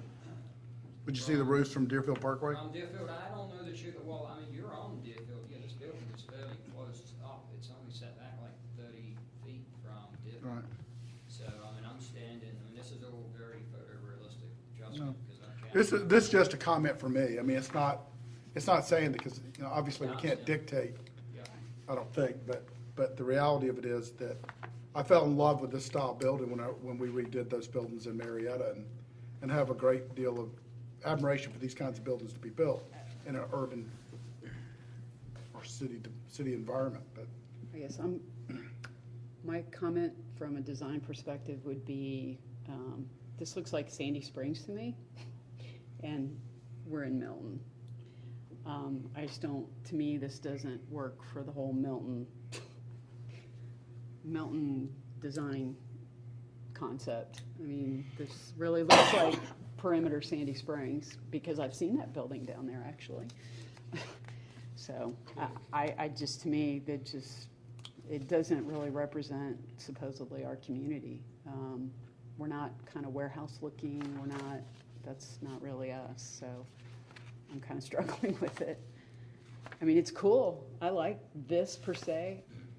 I love it down in Sandy Springs. I think it does look pretty neat, but I think it works down there. I just don't know if it works up here. It's just not that's not what we are here. That's not our community. So, no, just trying to fit in with our equestrian community design. Yeah, I don't think it lends itself. I mean, it may lend itself to Sandy Springs, but we're doing projects like this in Roswell, we're doing in Baltimore, D.C. It's a vernacular that lends itself to a number of different places. Yeah, but we don't want to be Roswell and we don't want to be DC. I mean, that's really, we're different. Yeah, we have worked pretty hard with city staff several times now, and some of those sessions have gone 3 hours, and we've had extensive discussions. We have had extensive discussions, obviously, on design. I'll give credit to the staff. They have not encouraged us, if that is the right word. I mean, they certainly had a lot of input into the architectural character of the building, but I would not say that they have given us some freedom in which direction to move in.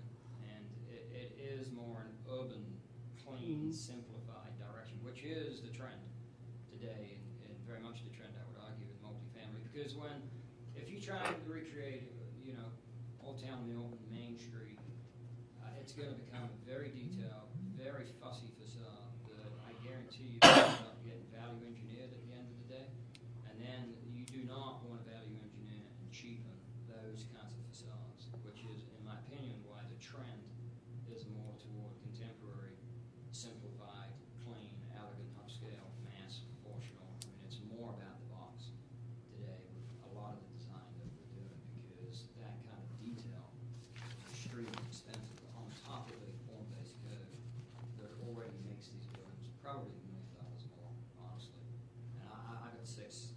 6 DRBs, DARs, well, I got 2 in Charleston, I got 1 in Baltimore. I mean, we're working all over the place with boards of architectural review and design review boards. And my experience is that I tell my clients, just plug it on down, because that's about what it will cost to meet this design criteria. And I'm not complaining, I love it, you know, from an architectural perspective, because my clients are looking at me like, well, damn, you got 60% brick. And I'm like, I don't know what to tell you. I have to. It's great. So I like it from that. Yeah, I mean, I'm not saying I don't like this. I mean, personally, I think it's great. I mean, it's a very cool look. I'm with you. But it's putting that in Milton. I mean, I'm here representing my community, and that's the issue I'm having. I think it looks great other places. I've seen it. I was just in Baltimore not too long ago. Yeah, it's a very, very cool look, and I'm all about that, and it is nice. The brick looks great. I think we got to think about where we are, and that's where I'm struggling as to putting this here. Like I said, I like it. I'm all about trying to do different things. I don't know if that would work. I'm not sure that works here with what we already have, and we have a hodgepodge of a lot of stuff. Well, To be quite honest. You honestly have a lot of commercial. This whole project is surrounded by commercial buildings and office buildings, which frankly are very contemporary in nature. Yep. You know, I mean, they're not very Milton-esque. But if you get right off of, as you go further up Deerfield, you've got more, that's more, traditional community. So, I mean, you've got those folks up there, this down here. So, I mean, we've got to find a happy medium somewhere, I guess, is what I'm saying. And I'm not, I don't know. That's the beauty. I hear you and I understand. That's the beauty about design. One man's food is not man's poison. I mean, design is so subjective. Yeah. I sit before DRBs and there are 7 to 10 members, and I can have one person up here endorsing vinyl windows and the other person saying, no way in hell. That's just the feedback I get from DRBs. Right, and there's the architect right down there. I'm not an architectural expert. I work, I've done work in a large community, golf country club community, and done a lot of amenity type work. So I'm trying to take, from being in the community and trying to understand where that fits. I mean, because my constituent base, that's what they want. And I represent that part of town. So, I mean, and a lot of us drive through here on a regular basis, and we do business down here. So, I think people are going to want something that fits in with the community. That's my only comment. The basic things are we've got to make sure we meet the form-based code. The next part of it is that you got to meet what the public demand is in terms of the style of building, what the public's going to be willing to rent. It is very much driven by what the public wants in terms of what the marketability of it is. We can build whatever we want, but if they don't rent it, then it's another set of problems. Lastly, but not least, the only issue with that, though, is these would be folks coming in from outside of Milton, right? Mm-hmm. And they're coming up from Sandy Springs to live a little farther north. Hey, it's just like we have down there, Right. Well, it's probably very marketable, I'm saying. I've lived, as you have, Laura, in this community for a long time. And, when the form-based code kind of came and it was this, big, thick thing, and it plopped down and we're just out, going, this is new urbanism. Right. And so when Milton said, I think Milton has different identities. And there's the farms, that we all, that we all kind of have come to, kind of associate with Milton. And we've got the little horse, it's right there on our logo.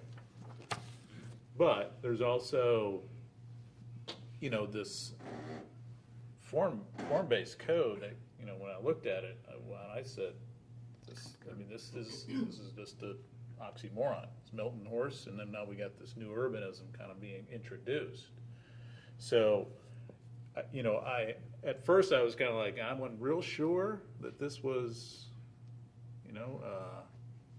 but I kind of bought into it, that, that there is something that You look at a Bible and say, this is what we're doing, and it be consistent from here on out.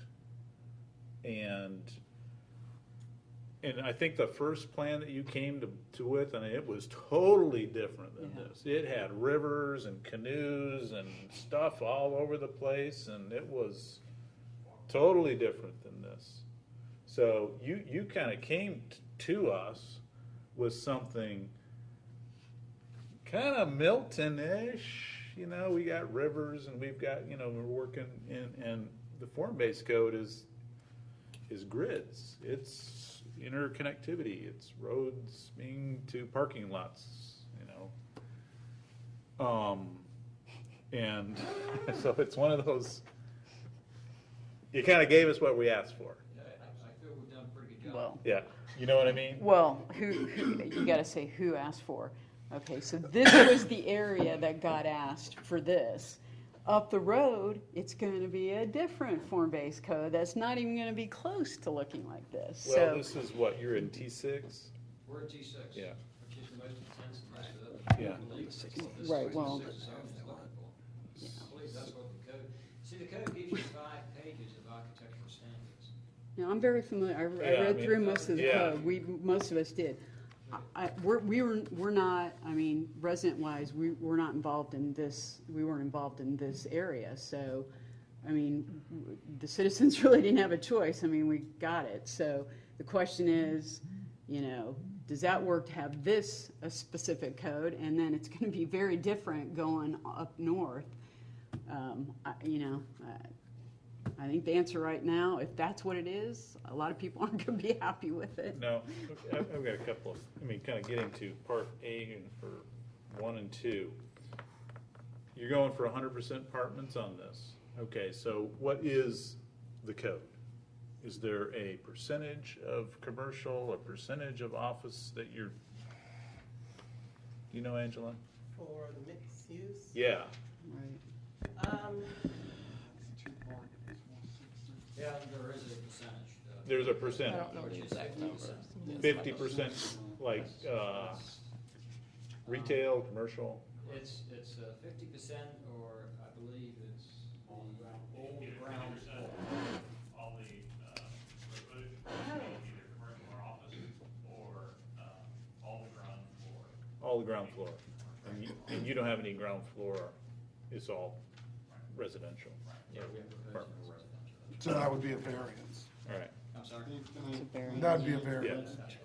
It says, in buildings where the entire first story is used for non-residential functions or residential lobbies, leasing offices, fitness centers, or multi-purpose rooms serving the residential function, or B, option B would be on sites where more than 50% of the floor area is dedicated to office, retail, or lodging functions. So I can assume that your market study showed you didn't have a market for the commercial retail space on the first floor. Yeah, that's correct.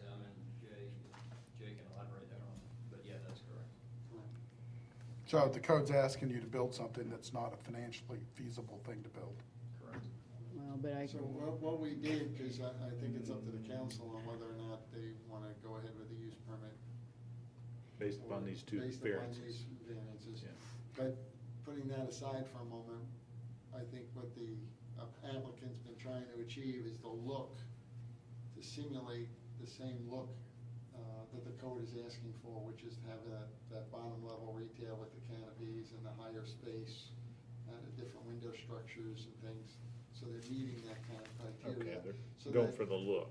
In the future, That it can be 5 changed. years from now, if they wanted to really do a building reuse, you would be able to put in a retail use into that space, and it would be very appropriate. Okay, Bob, on that So, note, yes. the other Bob, I've already said this to you personally, but what I'm looking for is I close my eyes and I look at apartments or buildings that I've actually bought in my lifetime, that how there was not a lot of thought put to what the use of this building or what the cost of changing this site would be 20, 30 years down the line. and a lot of apartments get reused, especially in Buckhead and places they get, and I know they get redeveloped as flats and sold as individual flats. And then there has to be an agreement made with the association to manage the water, and in some cases electricity, in some cases gas, whatever it may be. So what I would look for is, and what I would ask for, would be that these buildings, each individual unit is separated so that if somewhere down the line, that these buildings could be designed for reuse, much like you're stubbing out for future development. If we can make these buildings be metered individually so that they, at some point in time, if the market would bear it and it's the community wants it, that the building can be subdivided up, sold as, it wouldn't be sold as fee simple, I don't suspect, but sold as individual owner-occupied type structures or individual apartments. Now, I don't really know, and you guys would know, I do know kind of what the cost would be, but the cost per, because I'm assuming you're going to have a single meter for the building, then sub-meters for each one for electricity, water, and gas. Yeah, all 256 units will be individually metered on all utilities. By the utility or? Or by the utility, but the resident will be responsible for that bill. Okay, you understand what I'm asking now, because some cases, they'll put one big meter, then the association or the apartment complex gives the bill, divides it up, so it'd be That is not what we want. Okay, good deal. That's what I was asking for. Now, That will individually be.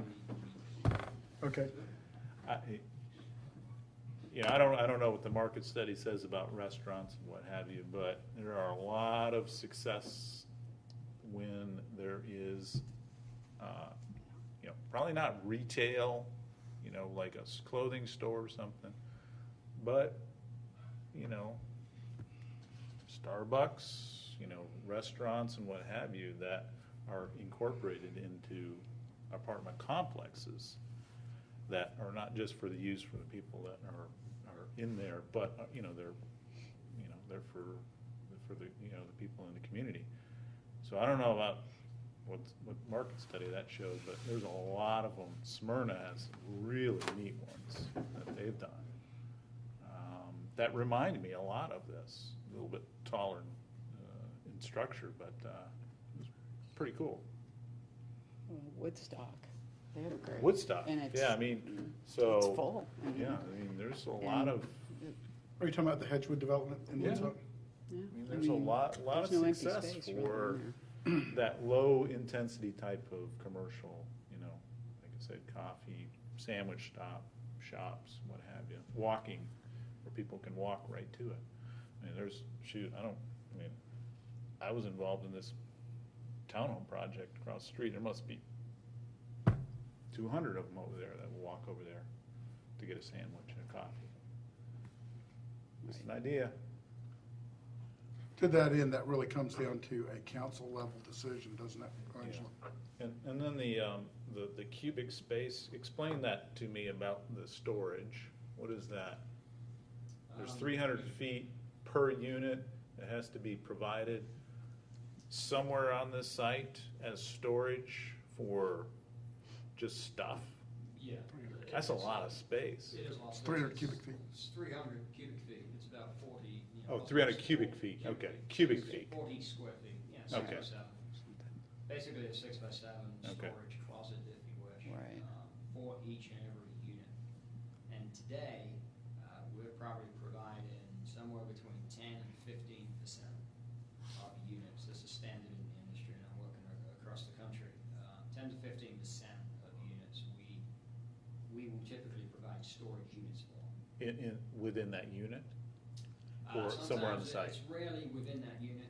Sometimes it's outside, even breezeway of the corridor. Sometimes we have a parking garage. But it's on site, close, proximate to the unit, but rarely in the unit. Normally just outside or a floor down. So it's an excessive requirement. It's not happening with the industry. But we just don't. They don't have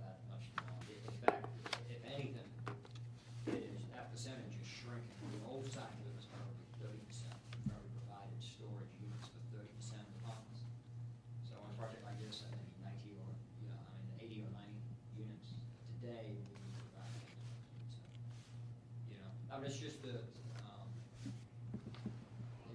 it's a different demographic, you know? I mean, I've just got a daughter going off to college, and she has no furniture. She's in a dorm room, and I can't see, you know, when she goes out much for an apartment at 22 and 23, I don't think she's gonna be lugging around a bunch of sofas.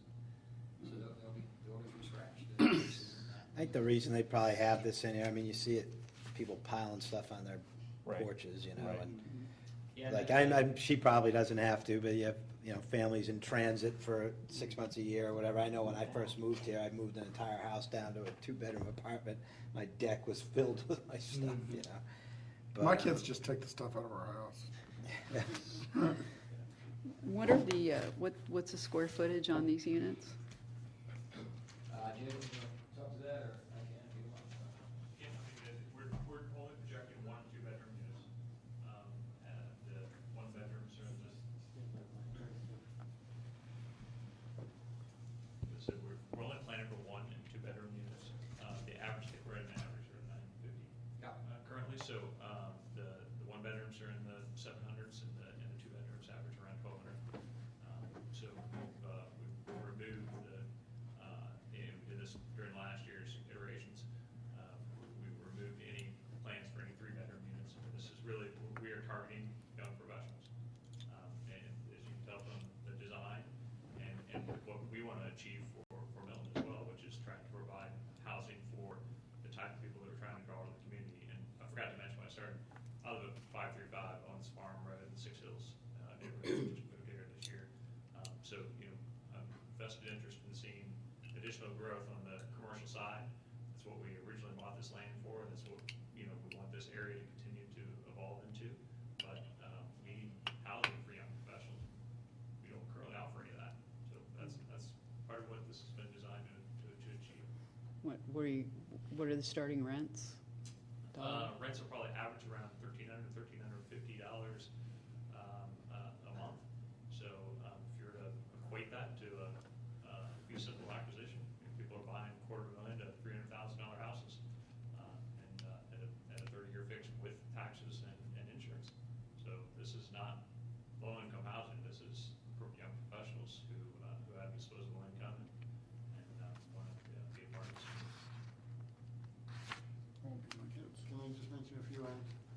Can the applicant just address, staff had asked also that maybe those breezeways be enclosed? I was just wondering, I don't want to get into the weeds, I know it's and the other one would be if you could just speak and just tell the board a little bit about the enclosed parking structures that are on the site as well. Yeah, I can, Bob, let me slap a different rendering of the. Okay. Oh, there you go. Oh, here we come back, sorry. So, this is a similar rendering. This is just a slightly different perspective. This is building 700, which is next to the pool courtyard. Very similar architecture, but let me see if I can just run through maybe quickly. I got a dozen things to hit on to let you know how hard we've tried to meet this form-based code. So you can see the balconies. We've got a balcony on every unit at 100%. We've got residential scale street lights at the sidewalk to meet photometric requirements in the code, and these will probably be 10 to 12 feet high. We've got dark brown storefront and window systems and canopies, gone with a fairly reserved palette, if you wish. All the buildings have, there is a requirement in the code, the buildings have a 3-part facade with a base and a middle and a cap. And you can see we have achieved that. There's brick, there's very limited building materials, which is encouraged by the code. In fact, we are restricted by the code on building materials to just 3. And we have primarily brick. So the corner elements are embellished a little bit more. They are generally all brick. And there is a projecting soldier course just above the ground level, which helps to define the base. And then there's a middle band at the 2nd and 3rd level. And then there's a cornice. And in the case of the brick, this is all achieved with brick soldier courses and rowlocks that are projected from the face of the brick to achieve that kind of 3-part facade. And then in the middle of that rendering, you'll see we have brick on the ground floor where the little arches are, And then we've got 2 stories of hardy cementitious panel, which is board and batten, which is a slightly different color, but it's a different material. Again, we've got the horizontal cornice lines and the banded that gives it a kind of 3-part facade. We've got downspouts that are showing, and this was a good discussion point, for example, came up just last week in this work session. We're going to work hard to try and conceal those downspouts, make them less visible. You can see the building entrances just on the right-hand side of that rendering. There's an arch that's slightly recessed, and it's got 2 canopies up above it. Again, we've already begun to look at, in fact, we've already kind of redesigned those entrances to give them more prominence and a little more color and a little more flair, and to differentiate them a little bit more from the rest of the buildings. Again, that was something that came out of staff meeting last week. There's a requirement in the code for a minimum 25% of the facade that must be windows and doors, and we're up in the 30s. I don't think we have a facade less than 36 or 37%. It's fairly typical. So we're well in excess of that requirement. The second and third floor ceiling heights are at 9 feet, which is very typical for a lot of the kind of Class A market rate product that we design for our clients. The ground floor we've got at 10 feet. It's a foot higher, which allows it, gives it that ability to convert more easily to commercial space down the road, whether it be retail or office or live work. Also gives that ground floor just a little bit more elegance, allows you to get a taller window storefront system in there, just to give it, again, a little bit more of a retail aesthetic.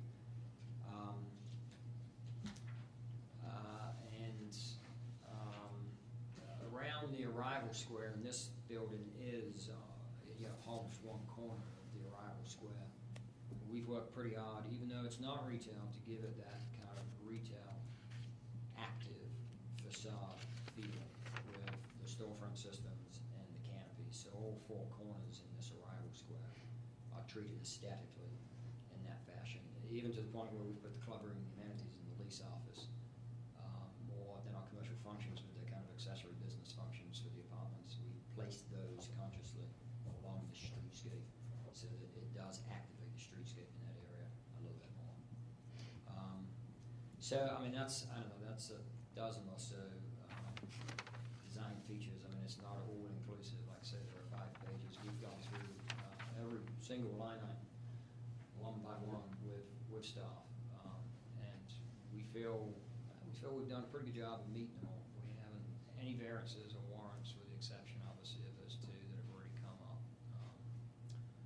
So it's at this point, and we are going back based on staff meeting last week. We're tweaking a few things, like Bob mentioned, like the building entrances, for example. But there weren't, but probably 3 or 4 things they've asked us to look at, and we're happy to do that. And we're going to be doing that. We'll resubmit those actually the first part of next week to the city prior to the planning commission.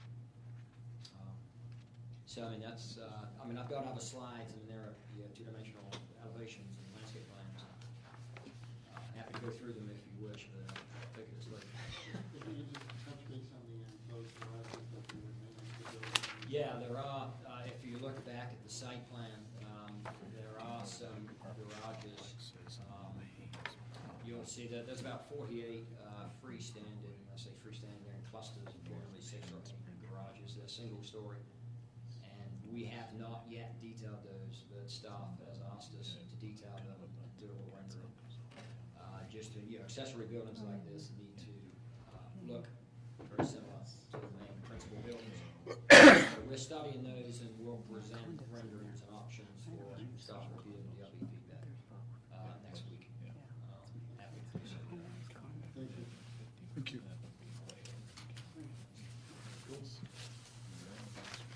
We all good? Yep.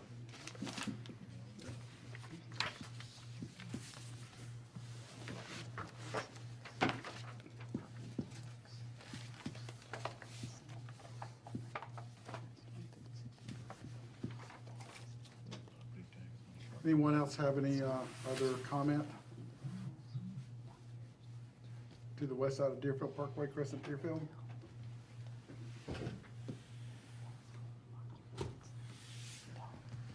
Nope. guys have any more comment or questions about? Okay. You know, the only comment I had is, you know, I don't think 50% commercial is probably gonna work, but it would be nice if there was some, you know, internal there that you'd consider. That's the only thing I'd say, and I think it would work. I think your customer, the apartment would, I think they'd enjoy walking to get their coffee and what have you. Okay. Moving on to other business, I would like to put out to the board to set up a 2-member subcommittee to look at our applications and the form that we use. Would anybody be willing to volunteer? I will. Okay, there's one. Anybody else? I would, but I have another piece of other business that negates my ability to do that, so I'll Okay. get into that next. Okay. Anybody else? You want to do it, Steve, or? Yeah, I'll do it. I'll work with Laura. Okay, good deal. If y'all get with Laura is the chairman. And I have Of the subcommittee. I'm We're groupies. Yeah, I'm the, Okay. We're groupies for Bob. I'll just make sure I get together with you guys to schedule something. Okay. And So my piece of business is that I am retiring from the board after a couple of years here, and told Bert to find the replacement, give someone else a shot. My work schedule's just gotten so crazy, it's almost impossible for me to make the meetings now, and I don't want to keep you short like last week. But well, we appreciate everything you've done. I appreciate being on the board. It was fun to volunteer in another capacity. Well, we'll miss you. We'll let you come see us. Oh, that'd be great. I'll come and heckle you. Yeah, come on. Okay. I know that there wasn't a formal vote on that, but was there any recommendations or anything that you wanted? For Deerfield or for the, For Deerfield, is there anything that you wanted Angela to write down as to the variance board? Sort of like we do on the other ones? the only recommendations that I had was the individual metering would like a flat roof. However, I understand that may not be a possibility, but it's still a recommendation that I've got to make it look more in The building should stand alone on a utility basis. They should the individual units, flat roofs. standalone, and flat roofs. And Steve's comment of there should be some integrated retail on the ground floor. yeah, 50% is kind of overkill. I mean, that's But some, especially those types of uses like Starbucks or something. maybe like one that. floor of one building. That's, Hey, Bob, what do you think about, would you guys think about commercial or retail or restaurant type usage on your main thoroughfare, those two buildings on the bottoms? I will tell you that having a small amount of retail off of a secondary street, which despite the fact that we all, heard a number of times people talk about traffic on Deerfield, traffic on Windward is about 40,000 cars a day. Traffic on Deerfield is about 15,000 cars a day. It would be a stretch to consider Starbucks moving from Windward to Deerfield. And it would be a bigger stretch to expect Starbucks to survive off of 256 residential units alone. So there are challenges with each facet of it. In order to meet the code, we would need to have 50% commercial, or effectively a third of all the square footage be commercial by being all the ground floor. Yeah. In both cases, it's completely Autism. well, I think you're assuming that Yeah, only people that live there would use that. right. No, I'm not. That's why I said that Yeah. Deerfield alone is still. A 15,000 car You count, guys which know- doesn't meet the yeah, requirements. of but Starbucks. the pedestrian, this is as good as it gets as far as Oh, Deerfield's huge. walkability, running. It's amazing, guys. It's a It's major, incredible. An ice cream shop. hopefully, it's a lot of cyclers. This is access for one of the routes, so, a lot of the big cycling groups are up here. I'm a cycler, so, I mean, And- they ride Lifetime Fitness rides, and And I'm They just stop. saying, I mean, I don't live that far from Windward, but I just don't go there because of the traffic. Right. I mean, Because it's awful. and then go up to, I don't know, what's that community up, I mean, that apartment complex, the commercial, I mean, it's condos and apartments off of North Point Parkway, north of Haynesbridge Road. Go back in there and you'll kind of get a feel of sense. I mean, and those are thriving. They're doing well. Well, and, I mean, if you look at Crabapple. But that's a use near a mall. I mean, a much higher, Right. yeah, so. Crabapple isn't near anything big, and Right. they're still getting a lot of foot traffic, so. There's a lot of foot traffic. I mean, that is a big walking, jogging, biking area. It is big jogging. Yeah, my only comment on the design would be just kind of softening a look somewhere where, maybe more, there are the loft styles over in Crabapple, maybe a little bit more along that line, because we really are trying to get that sort of a look. I mean, and we gotta really kind of keep pushing. I get we've got like hodgepodge. Well, that was Fulton County. We're trying to fix that problem. Fulton County left us with a bunch of junk. And what the folks on this side of town want to see is let's start getting that look, changing that look, so that, I was in Virginia in the Shenandoah Valley area, which is equestrian country. There's business there, there's equestrian. They both live together, and they make it look good. It looks great. To me, that looks like what kind of we want to do. It's like, I knew when I drove in there, I'm in the equestrian country, but there's businesses, and they make a lot of money. And there's wineries, there's everything. So there's manufacturing out there even. So it's not, it can be done, but you just got to start doing it. I mean. Can we just ask Angela to read back the comments, because she'll be backing them up, and I just want to make sure everybody's okay with it. It's a large effort. Would you like to? I just want to make sure we get them right. This isn't everything, but let's see. We want the units to be standalone in terms of utilities, want them to be individually metered. We want to try and work out a flat roof.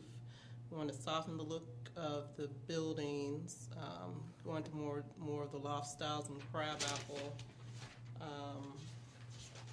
because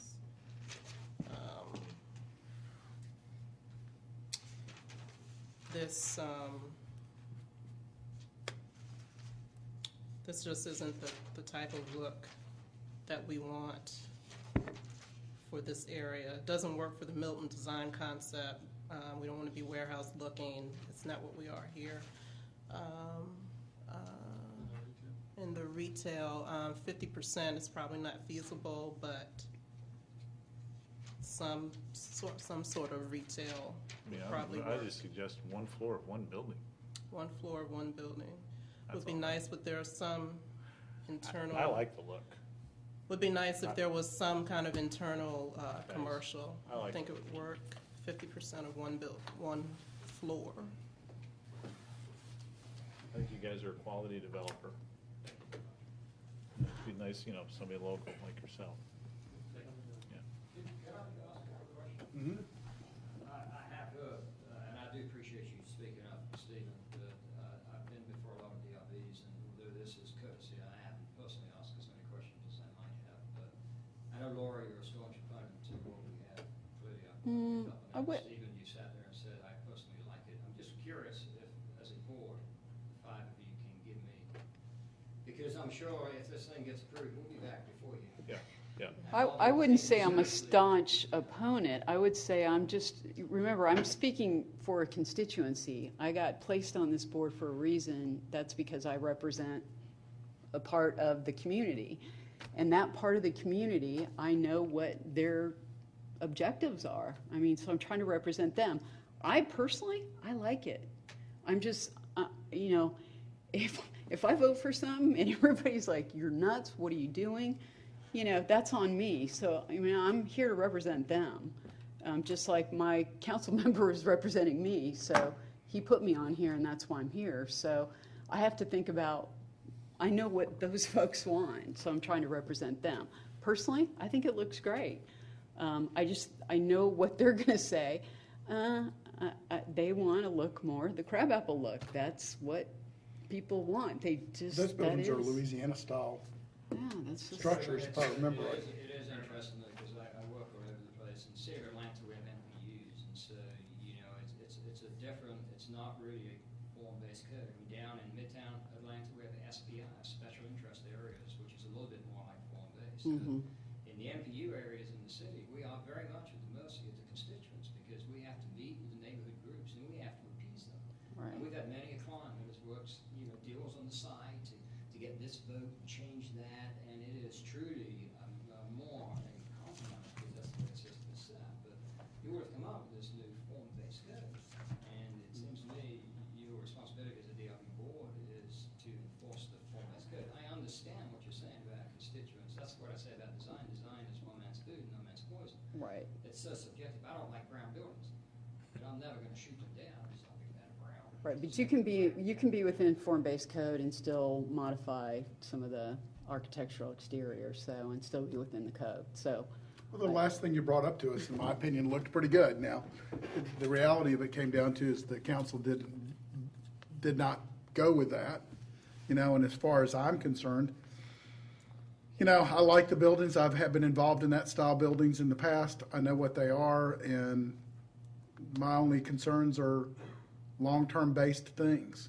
You know, the fact of the matter is what's in style today is not going to be in style, you know, 10 years from now or 15 years from now. And the problem is that if you build something today, 75 years from now, they're going to like it again, just like fat ties, skinny ties, whatever it is. So we cannot sit up here and dictate what something's really popular or what it's going to be. So we have to, like you just said, we got to stick to what the code is. We need to ask the pertinent questions are, what happens to these buildings timeline-wise? And what can we do to best represent those constituents and all the constituents within the city of Milton? And the way we can do that is to make sure that whatever's put up, though not everybody may like it, that at least is a quality project and a lot of thought's gone into the long-term use of that particular facility. And so my goal is the long-term use, and, you know, the flat roof, it's a wish list. I want the roof because I like them. You know, we put on the Coca-Cola building, it was a flat roof, and we ended up putting a recreational facility on top of that building. You know, and we built the townhouses behind it. The same thing. We were going to do gabled roofs. We chose to do flat roofs. Then we put elevators to go to the top so everybody could see over the cemetery and everybody could see the fireworks. And, you know, and believe it or not, we had a lot of people buy those buildings because of those roofs. And I was floored because I had no idea the public would take such a liking to being able to walk on top of a flat roof.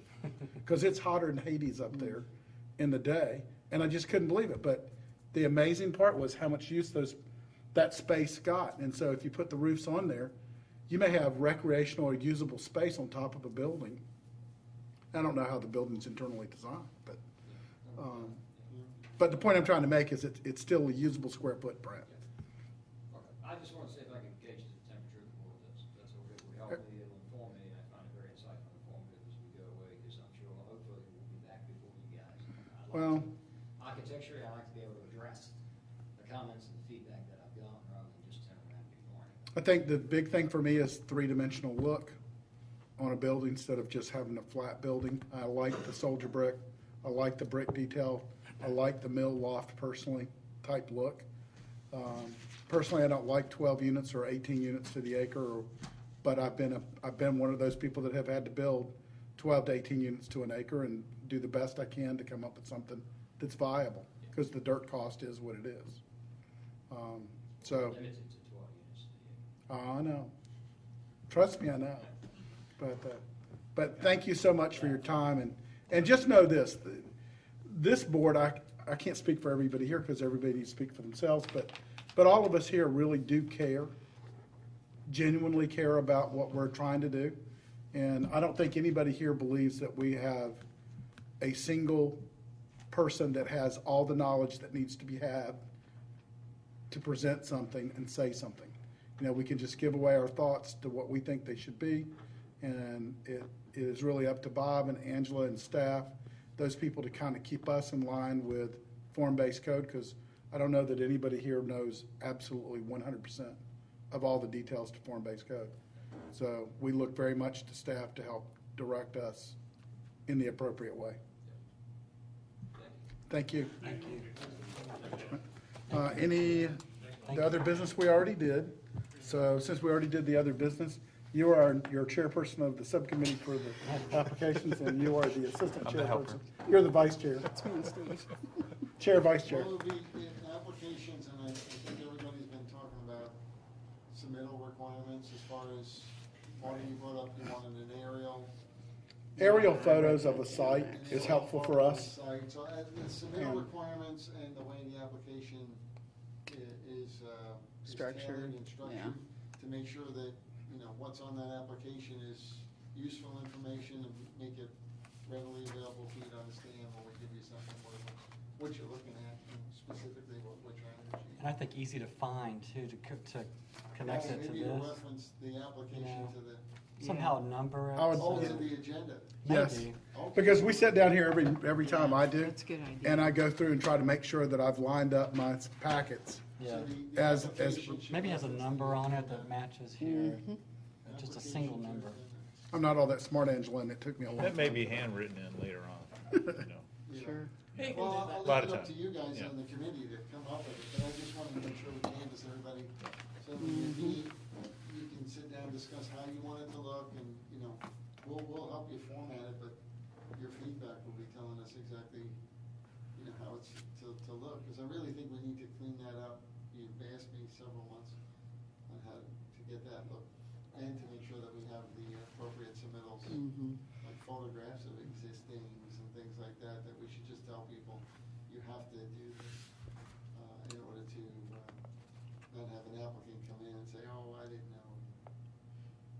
Like tonight? Well, Whatever it is, you got. The real truth is, the lady tonight was really looking at the landscape plan, and that was her gig. Yeah. And she had nothing to do with Yeah, that that's true. enclosure. And she got land blasted She by did it the last